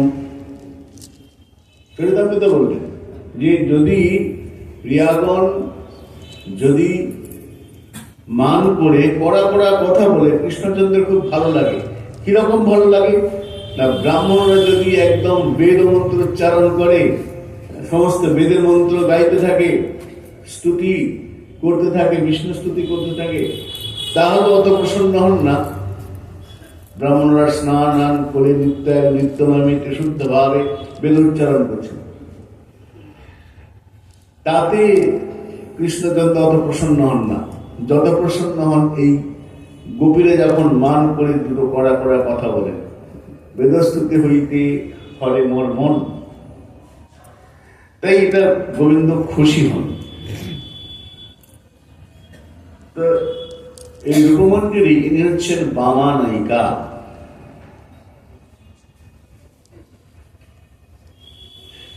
ঠাকুর নরোত্তম এই মঞ্জুরি স্বরূপের কথা বলতে গিয়ে বলছেন যে মঞ্জুরি স্বরূপটা কিন্তু ভাবরাজ্যের বিষয়। এই প্রসঙ্গে একটা প্রসঙ্গ মনে পড়ে গেল। রূপমঞ্জুরির কাছে আমি এক সাধুকে শুনেছিলাম, আপনাদের জানা আছে তো বলছি। রূপমঞ্জুরির কাছে এই রূপগোস্বামী চরণ বৃন্দাবনে আছে, সেই সময় বিখ্যাত মীরাবাই, সাধিকা মীরাবাই বৃন্দাবনে এসেছেন। আমি এক সাধুকে শুনেছিলাম, মীরাবাই এসেছেন রূপগোস্বামীর কাছে। মীরাবাই বলে পাঠালেন, আমি হে রূপগোস্বামী, আপনি বৈষ্ণব জগতের আচার্য, আমি আপনার দর্শন করতে চাই, আমি আপনার চরণ দর্শন করতে এসেছি। আমি মীরাবাই। রূপগোস্বামী বললেন, আমি তোমার সঙ্গে দেখা করব না, আমি তোমার সাথে দেখা করব না। মীরাবাই বললেন, কেন? রূপগোস্বামী বললেন, তুমি তো রমণী, মহাপ্রভুর কঠোর নিষেধ আছে। মহাপ্রভু বলেছেন যে সাধু যে হবে বৈরাগী হইয়া করে প্রকৃতি সম্ভাষণ, প্রভু কহে হেরিতে না পারে আমি তাহার বদন চরিতামৃতে, যার জন্য শোন মহাপ্রভু ছোট হরিদাসকে বর্জন করেছেন। ছোট হরিদাসের দোষ কি ছিল? নিজের জন্য নয়, মহাপ্রভুকে নিমন্ত্রণ করেছেন, ভিক্ষার চাল মহাপ্রভুকে দেব, একটু ভালো চাল নেই। তিনি ভিক্ষার চালটা পাল্টে নিয়ে এসেছিলেন মাধবী দেবীর কাছ থেকে। 80 বছর বৃদ্ধা। চরিতামৃত বলেছেন বৃন্দাবনে 3.5 জন রসিক বৈষ্ণব রয়েছেন, তার মধ্যে এই মাধবী দেবী 3.5 জন, 3 জন সর্বদামোদর, শিখি মাহিতি আর সম্মত রায় রামানন্দ। আর শিখি মাহিতি যেহেতু নারী শরীর, তাকে অর্ধেক করেছেন 3.5 জন। 3.5 জনের মধ্যে অর্ধেক যিনি কম নন, তার কাছ থেকে চাল পাল্টেছেন। বয়স পরে 80 বছর বৃদ্ধা, তার থেকে চাল পাল্টে এনেছিলেন। মহাপ্রভু প্রসাদ পেলেন, পেয়ে বলেন, বাহ, খুব সুন্দর প্রসাদ, কোথাকার চাল? বলেছেন সত্যি, যা সত্যি তাই। মহাপ্রভু গম্ভীর হয়ে বললেন, কাল থেকে ওকে আমার কাছে আসতে নিষেধ করে দিন, কাল থেকে নিষেধ করে দিন। কেন না? বৈরাগী হইয়া করে প্রকৃতি সম্ভাষণ, সাধু সব ছেড়ে ব্রজে এসেছে না, বৈরাগী বৈষ্ণব, বৈরাগী হইয়া করে প্রকৃতি সম্ভাষণ, প্রভু কহে হেরিতে না পারি তাহার বদন। ছোট হরিদাসকে বর্জন, মুখ দেখেননি। প্রসঙ্গ আলাদা, অত গভীর আমরা যাচ্ছি না। যাই হোক, তো রূপগোস্বামী বললেন যে না, মহাপ্রভুর নিষেধ আছে, দেখা করতে পারি না। মীরাবাই চিঠি লিখলেন, আমি জানতাম বৃন্দাবনে একজনই পুরুষ, কৃষ্ণচন্দ্র, এখানে যে আরো পুরুষ আছে জানতাম না। মীরাবাই বললেন, আমি জানতাম বৃন্দাবনে একজন পুরুষ কৃষ্ণচন্দ্র, পুরুষোত্তম ভগবান কৃষ্ণ, আরো পুরুষ আছে জানতাম না। মীরাবাইকে রূপগোস্বামী উত্তর দিলেন, হ্যাঁ, আমরা সকলেই নারী, সেটা ভাব রাখছে, অন্তর্দশায়। বহির্জগতে পুরুষ দেহ ভেদ রয়েছে, পুরুষের চিহ্ন শরীরের মধ্যে রয়েছে, অতএব আমি দেখা করব না। কেউ কেউ বলেন দেখা করেছেন, আমি সাধারণ দেখা করেন।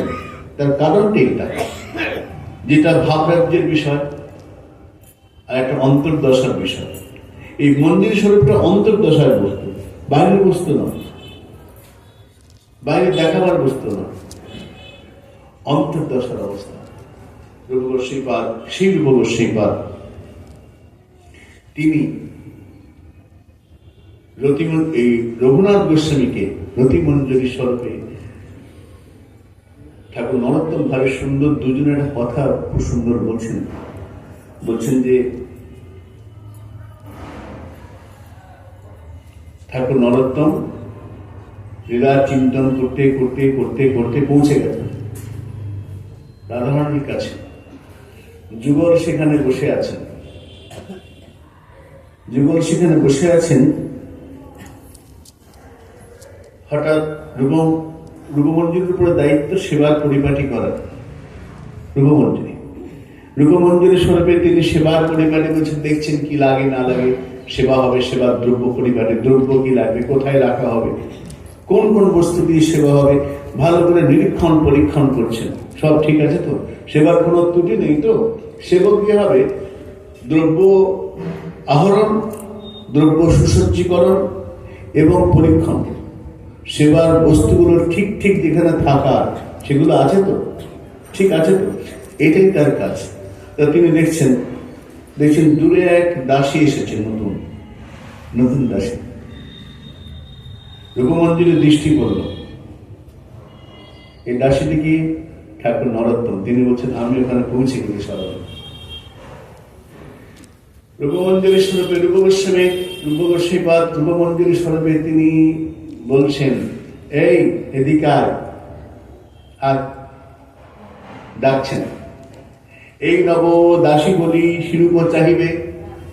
রূপগোস্বামী রূপমঞ্জুরির দৃষ্টি পড়েছে। ঠাকুর নরোত্তম বলছেন, আমি তো নতুন, আমি চিন্তন করতে করতে ওখানে পৌঁছে গেছি, আমাকে নতুন দাসী ভেবে, তখন নামকরণ হয়নি, নতুন দাসী আমাকে ডাকছেন, এই নব দাসী বলি শিরূপে চাইবে, শীঘ্র আজ্ঞা করিবেন, দাসী হেথা আয়। রূপমঞ্জুরি আমাকে ডাকবেন, এই দাসী নতুন এসেছিস, আয় আয় চলে, সেবা কাজ জানিস? উনি বলছেন, ভয় ভয় আমি তো জানি, আয় আয় তোকে শিখিয়ে দেব। রূপমঞ্জুরি ডাকছেন, এই নব দাসী বলে শিরূপ চাহিবে। রূপমঞ্জুরি স্বরূপে দেখেছেন নরোত্তম তার চম্পক মঞ্জুরি স্বরূপে হাজির হয়ে গেছেন। রূপমঞ্জুরি শিখিয়ে দিচ্ছেন সুন্দর করে। সেবার সুসজ্জা কার্য করহ তলায়, তাড়াতাড়ি সেবা করতে দেরি করা যাবে না, খুব তাড়াতাড়ি করতে, কিন্তু পটুতার সঙ্গে করতে হবে, তাড়াতাড়ি, কিন্তু ভুল যেন না হয়। সেবা করবে কিন্তু ভুল ত্রুটি যেন না হয়, সেবাটা সুন্দর করে করতে হবে, পরিপাটি করতে হবে, আবার তাড়াতাড়ি করতে হবে। শীঘ্র সেবার সুসজ্জা কার্য করহ তলায়। তখন ঠাকুর নরোত্তম চম্পক মঞ্জুরি স্বরে বলছেন, আমি আদেশটা শুনে, আদেশটা পেয়ে আমার শরীরে শিহরণ খেলে গেল। কত মঞ্জুরি রয়েছে, ঠিক আমার উপর দৃষ্টি পড়েছে। রূপমঞ্জুরি দৃষ্টি পড়েছে, এই দৃষ্টি যে পড়েছে এটাতেই নিজেকে রোমাঞ্চিত মনে করে, নিজেকে শিহরিত হয়ে উঠছেন শরীরটা। তাড়াতাড়ি ছুটে গেলেন। রূপমঞ্জুরি এই জিনিসটা এখানে থাকবে, এটা এখানে থাকবে, এটা থাকবে, এইভাবে যেতে হবে, কিভাবে সুন্দর করে শিখিয়ে দিলেন। সেবার সামগ্রী রত্ন থালাতে করিয়া, সুবাসিত বাড়ি রত্ন করিতে করিয়া, গ্লাসের সুন্দর জল, সুমিষ্ট জল, সুবাসিত বাড়ি, তার মধ্যে কর্পূর দিয়েছেন, কর্পূর দিয়ে বাড়িটা সুবাসিত করেছেন। জলের মধ্যে কর্পূর দিলে কি হয়? জলটা সুবাসিত সুন্দর হয়, আর জলের শুদ্ধতা পবিত্রতার বেড়ে যায়। তাই সুবাসিত বাড়ি করেছেন। জলটা নিয়ে সামনে, যুগলের সামনে দাঁড়িয়ে, যুবক ভয় পাচ্ছেন, যা যা যা, কোনো আমি আছি তো, কিছু হলে আমি দেখে নেব, যা যা। চম্পক মঞ্জুরি স্বরূপে নরোত্তম দাস ঠাকুর এগিয়েছেন, জলটা দুজনের সামনে ধরেছেন, সুবাসিত বাড়ি দিয়েছেন। নরোত্তম দাস ঠাকুর দিয়ে তার স্বরূপে দেখছেন আমি দিয়েছি, ভাবছেন। হঠাৎ রাধারানী জল পান করলেন, খুশি হলেন। খুশি হয়ে কৃষ্ণচন্দ্র বলছেন, বাহ, জলটা তো খুব সুন্দর, গুছিয়ে দিয়েছে, ভালো গুছিয়ে দিয়েছ। তো যেই গুছিয়ে দিয়েছে বলেছেন চম্পক মঞ্জুরি, সঙ্গে সঙ্গে ভীত হয়ে রূপগোস্বামী পেছন লুকিয়ে বলছেন, রূপমঞ্জুরি স্বরূপে, রূপমঞ্জুরি পেছনে লুকিয়ে পড়েছেন।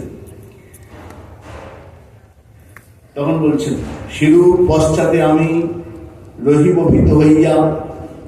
ভয় পেয়ে গেছে।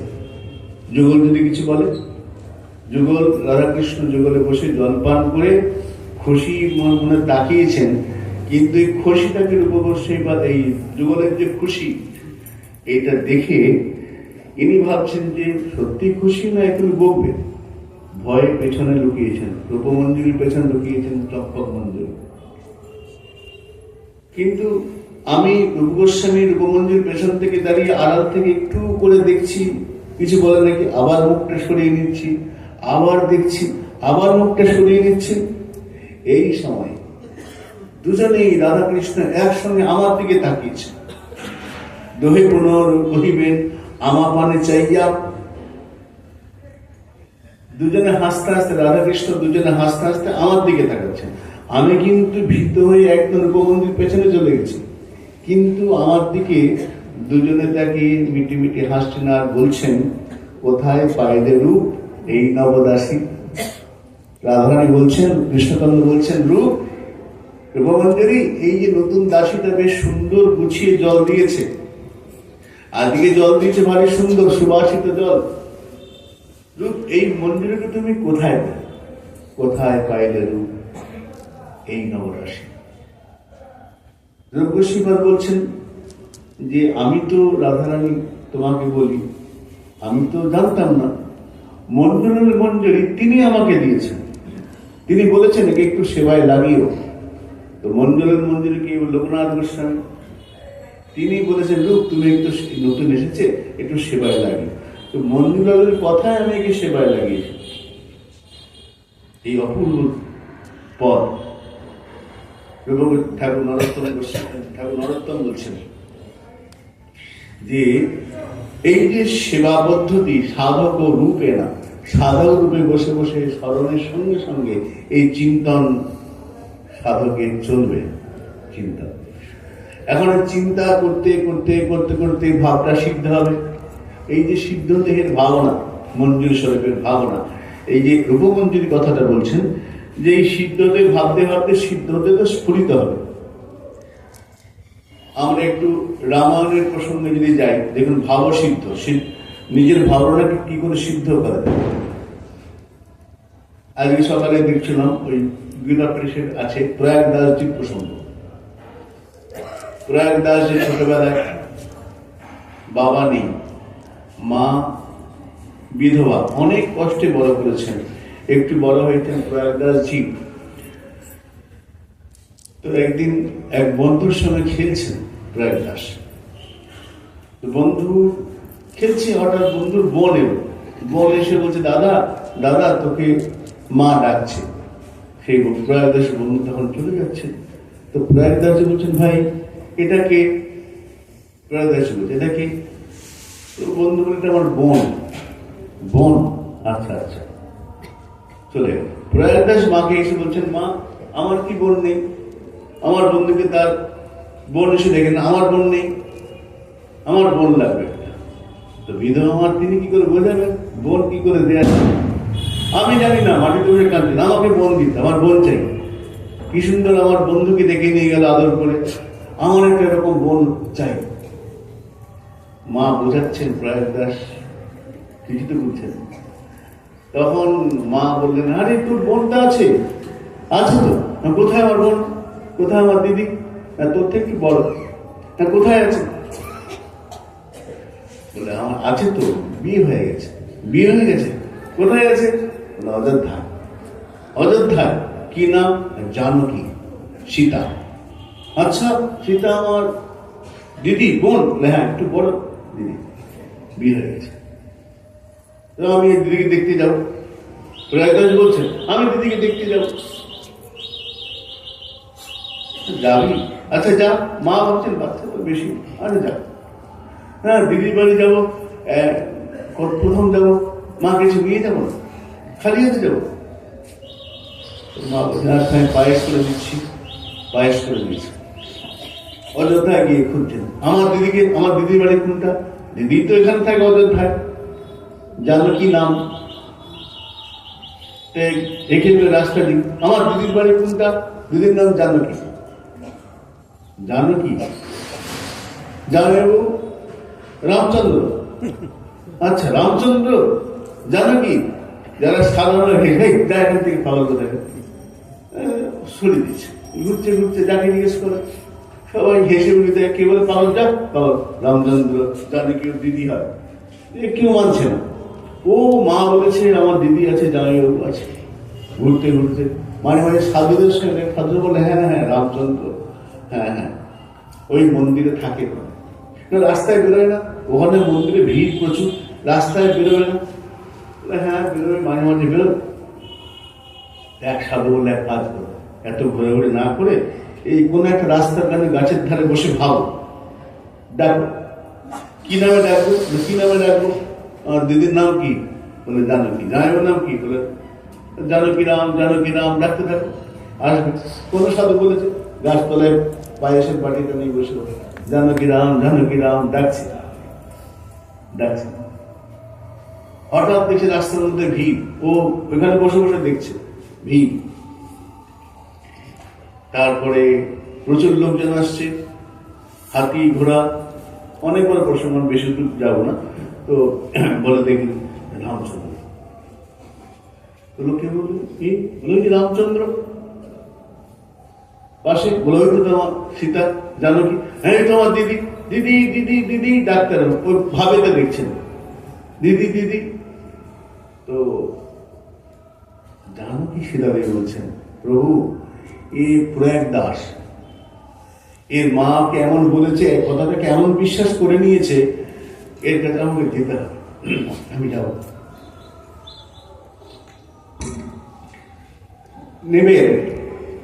নেমে এসে দাঁড়িয়েছে। দিদি বলে প্রণাম করে, ভাই কি এনেছ? পায়েস। পায়েসটা খেলে নিতে জানকী। জানকী বলছেন, ভাই এক কাজ করো, তুমি এখানে অনেক সাধু আছে, সাধু সঙ্গ করো, ওখানে হরিকথা হয়, ভগবত কথায় শোনো, কোন এক সাধু সঙ্গ করো। খুঁজতে খুঁজতে এক সাধু দর্শন পেলেন, সেখানে রোজ পাঠ হয়, রামচরিত মানস পাঠ হচ্ছে। পাঠে শুনছেন যে রামচন্দ্র এবং সীতা দেবী কৈকেয়ীর কথাতে বনবাসে গেছে। এইবার ওই প্রয়াগ দাস, তার খুব চিন্তা, হ্যাঁ বনে চলে গেল, দিদির কি হবে, জামাইবাবুর কি হবে, চিন্তা কি হবে ভাবছিল।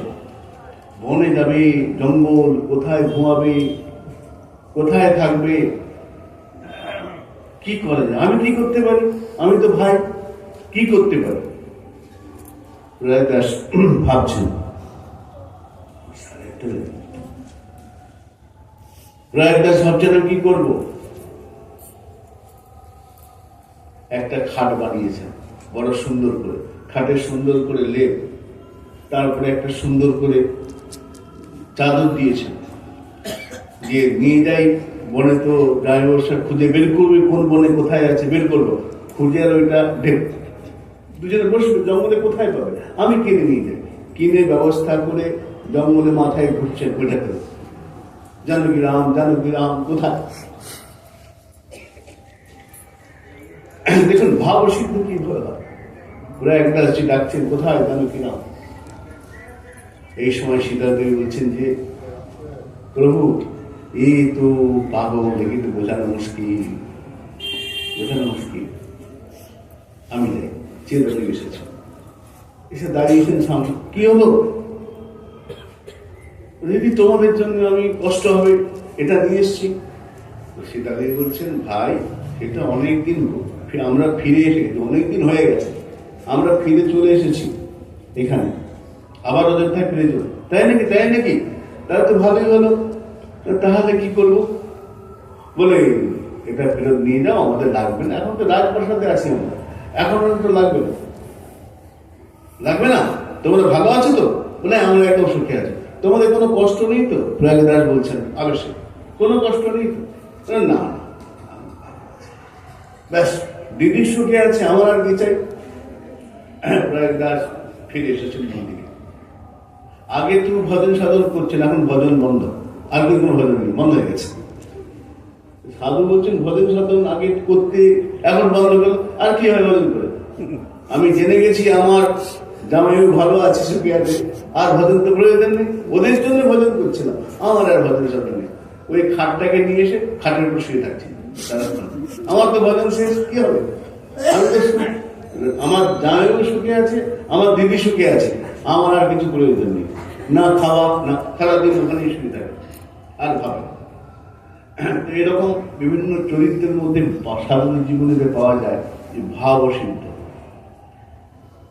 মহাজন বলছেন, গাও গাও কোন গৌরাঙ্গের গুণ সরল করিয়া মন। এত সরল প্রয়াগরাজ, এত সরল, মা যা বলেছে সেটাকে বিশ্বাস, সাধুরা যা বলেছেন ভজন করো, দেখো, তাই দেখছে, এবং তার সামনে লীলাটা স্ফুরণ হচ্ছে, এই স্ফূর্তি অবস্থায় দর্শন হচ্ছে। প্রয়াগরাজ ভারী সুন্দর লীলা। আমরা এগোই। রূপমঞ্জুরিকে রতিমঞ্জুরি স্বরূপে আবিষ্ট হয়ে দেখছেন।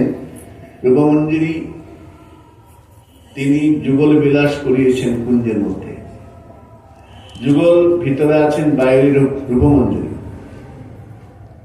রূপমঞ্জুরি বাইরে দাঁড়িয়ে ভাবছেন, যুগল ভিতরে আছেন, আমাকে তো আস্বাদন হচ্ছে ভালো, এটা রতিমঞ্জুরিকে ডাকি, তাকে না ডাকলে হবে না। আস্বাদনটা যদি কোনো উত্তম বস্তু হয়, একা খেয়ে তো ভালো লাগে না। রূপমঞ্জুরি ভাবছেন, আমি এই রতিমঞ্জুরি, রঘুনাথকে ডাকি, রতিমঞ্জুরিকে ডাকি, মনে মনে চিন্তা করেছেন। রতিমঞ্জুরি এসেছেন, এসে জিজ্ঞাসা করছেন, কি খবর, তোমার অধরে চিহ্ন কেন? এটার নাম তাদাত্ম্য। তাদাত্ম্য হয়ে যায় রাধুনির সঙ্গে মঞ্জুরির, এমন তাদাত্ম্য হয়ে যায় যেমন লোহা আগুনে, যদিও দৃষ্টান্তটা উচিত না তবু বলছি, লোহাকে আগুনে দিলে যেমন লোহাটা ক্রমশ গরম হয়ে যায়, কিছুক্ষণের জন্য লাল হয়ে যায়, শুধু তাই না, আগুনের যে ধর্ম পুড়িয়ে দেওয়া, সেগুলো লোহাটার মধ্যে চলে আসে। ঠিক তেমনি চিন্তন করতে করতে তাদাত্ম্য প্রাপ্ত হয়ে যায়। তাদাত্ম্য প্রাপ্ত হয়ে রাধারানীর মধ্যে যে যে শুভ বিধান হচ্ছে, সেগুলো মঞ্জুরির শরীরের মধ্যে ফুটে ওঠে। এই রূপমঞ্জুরির মধ্যে যে ফুটে উঠেছে, এটা রাধারানীর আনন্দের শিহরণ, শিহরণ আনন্দ, সেইটা স্ফুটন ঘটেছে আমাদের রূপমঞ্জুরির অধরের মধ্যে। সেইটা দেখে রতিমঞ্জুরি জিজ্ঞাসা করছেন, তং রতি রূপমঞ্জুরি সখী প্রতিলা।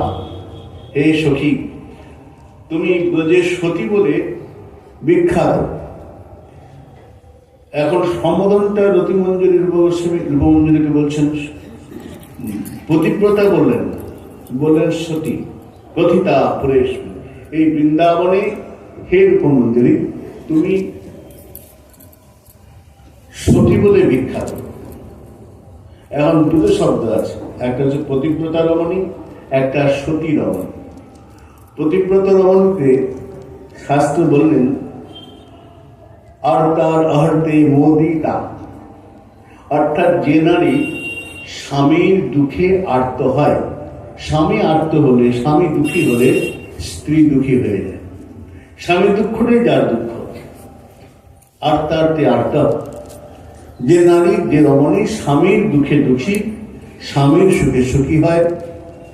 এবং মলিনা তৃষা, স্বামী যখন ঘরে থাকে তখন সুন্দর সাজে, শৃঙ্গার করে, কিন্তু যখন স্বামী ঘরে থাকে না, তখন মলিনা তৃষা, শৃঙ্গার তো করেই না, শৃঙ্গারের দিকে, সাজার দিকে দৃষ্টি থাকে না, চিন্তা মগ্নতা, বিদেশে আছে, ঠিক মতো খাচ্ছে কিনা, এই চিন্তায় মগ্ন থাকে, নিজের দিকে খেয়াল থাকে না। মৃতে চ মৃয়ার্তে, এবং স্বামীর মরণে নিজেকে মৃত্যুবান বলে মনে করে, এমন যে রমণী, সা জ্ঞা পতিব্রতা, তাকে বলা হয় পতিব্রতা রমণী। পতিব্রতা রমণী মানে স্বামীর সুখে সুখী, এক কথায় স্বামীর দুঃখে দুঃখী। স্বামী মলিন হলে সে মলিন, স্বামী বিদেশ গেলে সিঙ্গারের দিকে তার দৃষ্টি থাকে না, এমন রমণী কি, অর্থাৎ যার জীবনের একমাত্র ব্রত হল পতিব্রতা রমণী। কিন্তু রতিমঞ্জুরি এখানে রূপ গোস্বামীকে বললেন সতী, পতিব্রত রমণী বলেন শব্দটি, দিয়েছেন সতী। সতী রমণীর লক্ষণ কি? এখানে বললেন যে রমণীর লজ্জা বাস ভূষানা, যে রমণীর অঙ্গের বাস হচ্ছে লজ্জা। আমাদের অলঙ্কার শাস্ত্রে বললেন রাত্রির ভূষণ চন্দ্র, নারীর ভূষণ লজ্জা। যে রমণীর লজ্জা নেই তাকে কি বলে? নির্লজ্জা। তো নারীর ভূষণই হলো লজ্জা। লজ্জা বাস ভূষণম শুদ্ধশীল, এবং যার ভাবটা হলো শুদ্ধ। পারক্ষেপে ধর্মানুগতয়স্যা, যে রমণী প্রতিটা পদক্ষেপ, প্রতিটা আচরণ, প্রতিটা ব্যবহার ধর্মসম্মত, অধর্মসম্মত নয়। অধর্মের দিকে যার গতি হয় না, ধর্মসম্মত। আর যার বচনটা ভারী মিষ্টি, মধুর বচনম মিষ্টবাণী ধন্যা, যার মুখে সবসময় মিষ্টি কথা। প্রত্যু সেবনম, পতিকে, স্বামীকে নারায়ণ জ্ঞানে অর্চন করে, সেবা করেছে। এগুলো সতী রমণীর লক্ষণ। পতিব্রতা মানে যার জীবনের একমাত্র ব্রত পতি। আর সতী নারীর লক্ষণ হলো মৃত্যুর পরেও যে স্বামীকে ছাড়ে না, স্বামীর সঙ্গে চলে যায়। আগে ছিল না সতী প্রথা ছিল আমাদের ভারতবর্ষে, স্বামীর সঙ্গে সহমৃতা হয়ে যায়। এইটাই সামান্য একই রকম লক্ষণ, একটু বেশি। সতী রমণী স্বামীর সঙ্গে সহমৃতা হয়ে যায়, স্বামী ছাড়া কিছু বোঝে না। তো রূপগোস্বামীপাদকে বলছেন সকলে ব্রজে তোমাকে চেনে, তুমি সতী রমণী, সতী শিরোমণি বলে। আর একটা লক্ষণ কি? রঘুনাথ দাস গোস্বামীপাদ আর একটা লক্ষণ করছেন। সতী রমণীর আর একটা বিশেষ লক্ষণ হচ্ছে পুংস পরস্য বদনম নহি পশ্যসীতি, যে পরপুরুষের বদন দেখে না। নিজের স্বামী ছাড়া, পতি ছাড়া প্রতিভিন্ন অন্য কোন পুরুষের বদন দেখে না। পরস্য বদনম নহি পশ্যসীতি, পরপুরুষের বদন দেখে না। ভাগবতে দৃষ্টান্ত আছে যে রেণুকা পরশুরামের মা জল আনতে গিয়েছিলেন, সেখানে তার কোনো দোষ ছিল না। জল আনতে গিয়েছেন নদীতে, সেই সময় এক চিত্ররথ বলে একজন গন্ধর্ব, সে তার স্ত্রীদের নিয়ে জলকেলি করছে। ওই জলকেলিটা বেশ কিছুক্ষণ ধরে দাঁড়িয়ে দেখেছিলেন, দূরে দাঁড়িয়ে জলটা নিয়ে যাবেন, দেখছেন ওরা জলকেলি করছে, দাঁড়িয়ে অনেকগুলো লোক দাঁড়িয়ে দেখেছে। দেরি হয়ে গেছে। যমদগ্নি, যিনি পরশুরামের পিতা, তিনি তখন সন্ধ্যা আহ্নিক করবেন জলটাকে। দেরি হয়ে তাড়াতাড়ি করে গেছেন, কিন্তু দেরি যাওয়ার তো হয়ে গেছে। অত্যন্ত রুষ্ট হয়েছেন, হয়ে বললেন যে পরশুরামকে প্রথম ছেড়ে দেবো না, তোমার মাকে হত্যা করে, পরপুরুষ দেখে এসেছে। তো পরশুরাম রাজি হন, পরশুরাম রাজি হন। পরশুরাম মাকে বধ করলেন, ভাইদের বধ করলেন। কেন বধ করলেন? পুত্র হয়ে মাকে বধ। সিদ্ধান্ত করছেন যে পরশুরাম এটা জানেন মায়ের প্রতি অশ্রদ্ধা নয়, মায়ের প্রতি পূর্ণ শ্রদ্ধা রয়েছে, কোন রকম ত্রুটি নেই। পরশুরাম বিচার করলেন আমি যদি এটা না করি, বাবা অন্য কিছুর দ্বারা হয়তো মেরে দিতে পারে। আমি পিতার কথা শুনলে, তারপর পিতা যখন বর দেবে তখন এদের বর আবার ফেরত ছিল। পিতা বলেছেন ভাইদের মাকে বধ করেছেন পরশুরাম। তারপর পিতা বলেন বড় তোমার কাজে প্রসন্ন হয়েছে, বলো কি বর চাই। পরশুরাম বললেন দুটো বর নেব, বলো। প্রথম বর আমার মায়ের প্রাণ, ভাইদের প্রাণ। দ্বিতীয় বর আমি যে বধ করলাম এদের যে মনে না থাকে তার শাস্তি, তারা আবার বেঁচে উঠলেন। এই প্রসঙ্গ ভাগবতে আছে। এখানে বললেন পুংস পরশ বদন নাহি পশ্যসে, ভুলেও অন্য পুরুষের বদন দেখে না যে তার সতী রমণীর আরেকটা গুণ। কিন্তু বিম্বাধরে ক্ষতমনাগতম ভর্তি কায়া, আমি জানি রূপগোস্বীপাদ কি বলছেন, তোমার স্বামী তোমার ঘরে এখন নেই, তাহলে এই ক্ষতটা কোথা থেকে এলো? এখানে বলছেন ভর্তি খায়, ভর্তি মানে ভর্তা, ভর্তা অর্থাৎ ভরণ পোষণ করেন, এক কথায় স্বামী।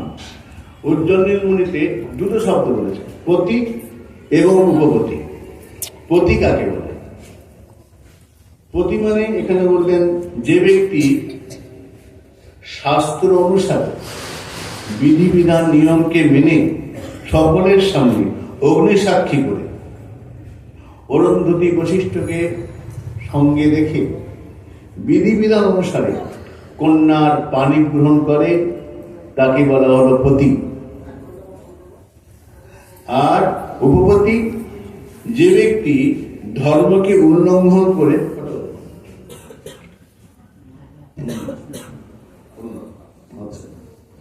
যে ব্যক্তি ধর্মকে উল্লঙ্ঘন করে পরকীয়া প্রেম করে এবং সেই রমণীর প্রেমে যার জীবনের সর্বস্ব, পরে কি হবে ভাবে না, তাকে বলেন উপপতি। তো এখানে বলছেন বিম্বা ধরে ক্ষতমনগতা যত্তে বিধায় কিমত সুখভঙ্গ বেই না। তোমার এই যে ক্ষত চিহ্ন, তুমি আমাদের খুলে বলো। এটা আমরা আগের দিন দেখেছিলাম না, যে যেমন নরোত্তম দাস ঠাকুর ঝাঁটার বাড়ি মারলেন কাকে? শুনেছিলেন না? ঝাঁটার বাড়ি প্রসঙ্গ মারলেন রামচন্দ্র কবিরাজকে। ঝাঁটার বাড়ির দাগটা পড়লো কোথায়? আচার্য প্রভু পৃষ্ঠের মধ্যে। এখানে রঘুনাথ দাস গোস্বীপাদ বলছেন, তিনি বলছেন আমি জানি এটা রাধারানীর ক্ষত ছিল না, কিন্তু হে রূপমঞ্জুরি এটা তোমার সুরে এসেছে, এটা আমি জানি। তো কেন? স্পৃশতি যদি মুকুন্দ রাধিকাম, যদি গোবিন্দ কখনো রাধারানীকে স্পর্শ করেন, তৎসখিনাং ভবতি বপুষি কম্পসেদ রামাঞ্চ। রাধারানীকে স্পর্শ করলে কৃষ্ণচন্দ্র এই স্পর্শের যে সুখ, আনন্দ, কম্প, সেদ, রোমাঞ্চ, বাষ্প, যেগুলো আনন্দের শিহরণ, আনন্দের লক্ষণ, সেগুলো কোথায় ফুটে ওঠে? মঞ্জুরিদের মধ্যে, সখীদের মধ্যে, মঞ্জিদের মধ্যে আসে। এই মঞ্জিদের মধ্যে এই ভাবগুলো ফুটে ওঠে। আজকে সেই ভাবটাই ফুটে উঠেছে রূপমঞ্জুরির শরীরের মধ্যে। তাই রঘুনাথ দাস গোস্বীপাদ প্রথম সম্বোধন করেছেন হে রূপমঞ্জুরি। সখী বলেননি, সম্বোধন থেকে হে রূপমঞ্জুরি। মঞ্জিদের শরীর ফুটে ওঠে, রাধারানী আনন্দের শিহরণ, সেই কম্প, পুলক, অশ্রু ফুটে ওঠে। তাই বললেন স্বপ্নেও কবু তুমি না করো দর্শন, চাক্ষুষ তো ছেড়েই দাও হে রূপমঞ্জুরি। তুমি স্বপ্নেও কখনো অন্য পুরুষের ছবি দেখনি, নিজের প্রতি ভিন্ন পরপুরুষ বদন স্বপ্ন না করো দর্শন। তাহলে কেন হলো? এই জন্যে হলো যে আসলে এই চিহ্ন যেটা ফুটে উঠেছে রূপগোস্বামীর অধরে, এটা রূপগোস্বামী রূপমঞ্জুরির নয়, এটা হচ্ছে শ্রীমতী রাধারানীর চিহ্ন। দ্বিতীয় শ্লোকে, এক্ষুনি আমরা বিশ্রাম দেব, দ্বিতীয় শ্লোকে বললেন স্থল কমলের যুক্তম গর্বিতা কানমেস্মিন প্রণয়তি বরহাস্যম পুষ্পগুঞ্ছচ্ছলেন অপি নিখিল লতাস্তে সৌরভক্তা সমুঞ্চন মৃগয়তি তব মার্গং কৃষ্ণ ভিগ্ন জরদ্য। আগের শ্লোকটা রূপ গোস্বামীকে বলেছেন, দ্বিতীয় শ্লোকে রঘুনাথ দাস গোস্বামীপাদ রাধারানীর বর্ণনা করছেন। আচ্ছা, প্রথমে রূপমঞ্জুরি বলে পরে রাধারানী কেন? পরে কেন? টিকার মধ্যে সিদ্ধান্ত করছেন রূপ গোস্বামী হচ্ছেন রঘুনাথ দাস গোস্বামী গুরু, গুরু বলে মনে করেন রঘুনাথ দাস গোস্বামী রূপ গোস্বামীকে, গুরুবৎ মান্যতা দেন। শিক্ষা গুরু, ভজন শিক্ষা করেছেন, রূপ গোস্বামীকে দেখে। তাই প্রথমে গুরুর বন্দনা করে, যে কোনো গ্রন্থে প্রথমে গুরু বন্দনা করতে হয়।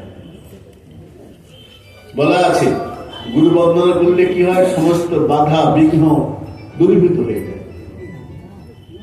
গুরু বন্দনা করে যে কোনো গ্রন্থ শুরু করলে গুরু বন্দনা, বৈষ্ণব বন্দনায় সমস্ত বিঘ্নগুলো দূরীভূত হয়ে যায়। তাই যাতে গ্রন্থে বিঘ্ন না হয়, সেই জন্য প্রথম রূপ গোস্বামী বন্দনা করে তারপরে রাধারানী বন্দনা করছেন। বললেন স্থল কমলের যুক্ত গর্বিতা, হে স্থল কমলিনী। কাকে বলছেন? রাধারানীকে। স্থল কমলিনী গর্বিতা কাননেস্মিন, হে রাধারানী তুমি এই কাননে ভ্রমণ করছো। কিরকম না, সম্বোধন করলেন স্থল কমলিনী। অনেক রকম পদ্ম আছে, কমল আছে, কোকোনট, উৎপল, কুমুদ। এখানে সম্বোধন করলেন স্থল কমলিনী, মানে যে ফুলটা, যে পদ্মটা স্থলপদ্ম, স্থলে ঘটে, সরোবরে নয়, স্থলপদ্ম। কুমার সম্ভব কাব্যে ভারী সুন্দর বর্ণনা করেছেন। হাতে আমাদের সময় কম, শুধু একটুখানি ছুঁয়ে যাব। যখন কুমার সম্ভব না, মেঘদূতের মধ্যে কাব্যে, সেখানে যক্ষ মেঘকে চিঠি পাঠাচ্ছেন। চিঠি যখন পাঠাচ্ছেন, চিঠিতে লিখছেন যক্ষ মেঘকে বলে, হে মেঘ তোমাকে বলি, তুমি আমার প্রিয়া যেখানে আছে তুমি তার কাছে পৌঁছাবে। রাস্তাটা বলে দিই, রাস্তার বর্ণনা দিয়েছেন, দিয়ে বললেন তুমি যখন আমার ঘরে যাবে, তুমি মেঘ তো ঘরে দূর থেকে দেখবে আমার ঘরটা অলকাপুরী, সেই ঘরের মধ্যে আমার স্ত্রী শুয়ে আছে, আমার বিরহে অত্যন্ত কৃষা হয়ে গেছে, অত্যন্ত কৃষা। তার হাতের যে চুড়িগুলো আগে যখন আমি ছিলাম তখন পরিয়েছিলাম, খুব সুন্দর লাগতো, এখন হাতের যে চুড়ি সেটা খসে পড়ছে, এত রুগ্ন হয়ে গেছে। তুমি দেখবে জানলা দিয়ে চাঁদের কিরণ পড়েছে তার বিছানার মধ্যে, তখন দেখবে সে শুয়ে আছে। ঠিক কিরকম শুয়ে আছে? ওই একাদশীর চাঁদের মতো, একদম শীর্ণকায়া, হ্যাঁ, শীর্ণকায় শুয়ে রয়েছে। আর আমার বিবাহিত অবস্থাটা কেমন? স্থলবদ্ধের মতো। স্থলবদ্ধ মানে বলে অন্যান্য পদ্ম জলে থাকলে প্রস্ফুটিত হয়, সূর্য উঠলে খুশি হয়, সূর্য উঠলে পদ্মটা নিজের বিকশিত করে। কিন্তু আমার স্ত্রী কিরকম? স্থলপদ্মের মতো, স্থলে আছে, স্থলে যে পদ্ম ফুল ফোটে সেই রকম। সেটা কিরকম? দেখো, সূর্য উঠেছে কিন্তু সূর্যকে মেঘে ঢেকে দিয়েছে। সূর্যকে মেঘ ঢেকে দিলে এবার পদ্মটার যে অবস্থা হয় ঠিক সেই রকম, ঠিক সেই অবস্থা স্থলপদ্মের। তো স্থলকমলিনী রঘুনাথ দাস গোস্বামীপাদ রাধারানীকে বলে, হে রাধে স্থলকমলের যুক্তম গর্বিতা কাননে। সরোবর বলেন কাননে, কেন? স্থলপদ্ম বাগানেই ফুটে, কাননে ফুটে। তাই কাননে, এই বাগানে প্রণয়সী বলহাস্যম, তুমি যে ভ্রমণ করছো রাধারানী, তোমার মুখে বেশ হাসি আছে, তোমার মুখে বেশ হাসি আছে।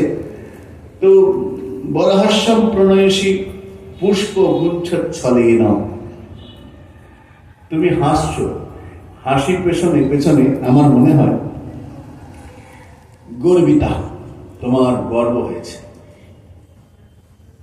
তোমার গর্বের কারণ কি?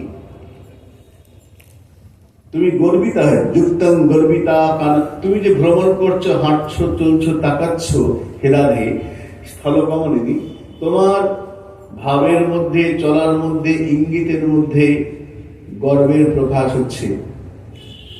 গর্ব উজ্জ্বলনীতে গর্বের অনেক ভাগ করেছেন। গর্ব কি কারণ হতে পারে?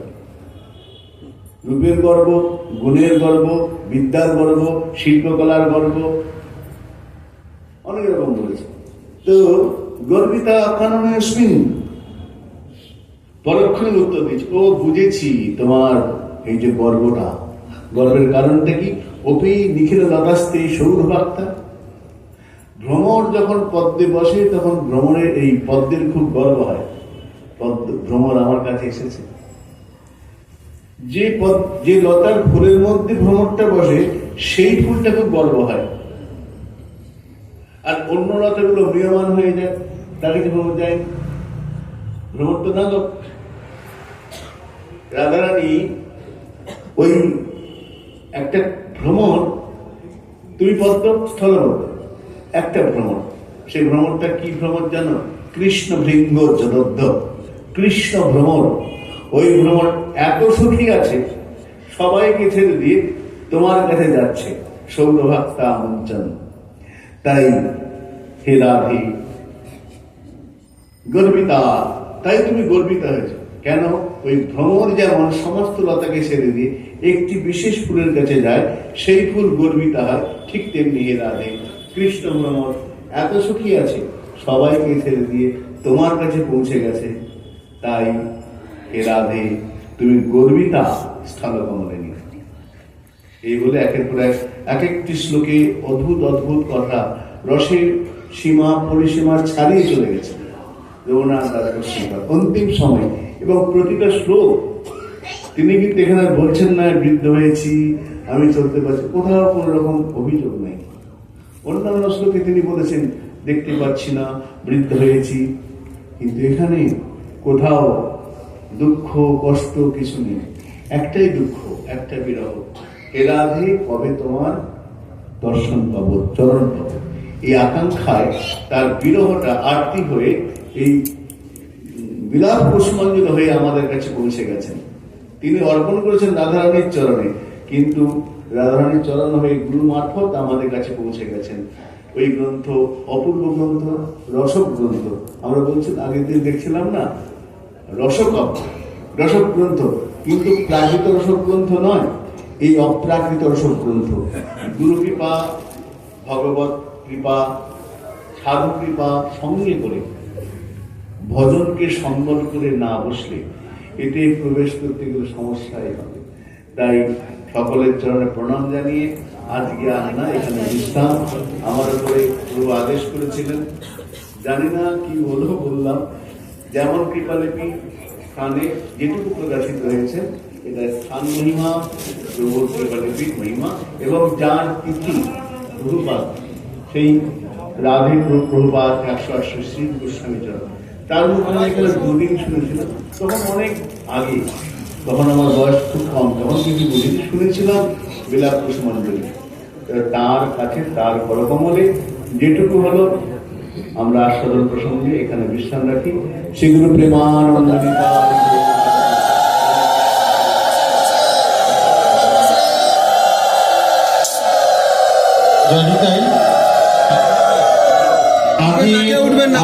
আমাদের পার্টির অন্তিম কীর্তন হবে, জয় রাধে রাধে রাধে গোবিন্দ, তারপর আরতি হবে।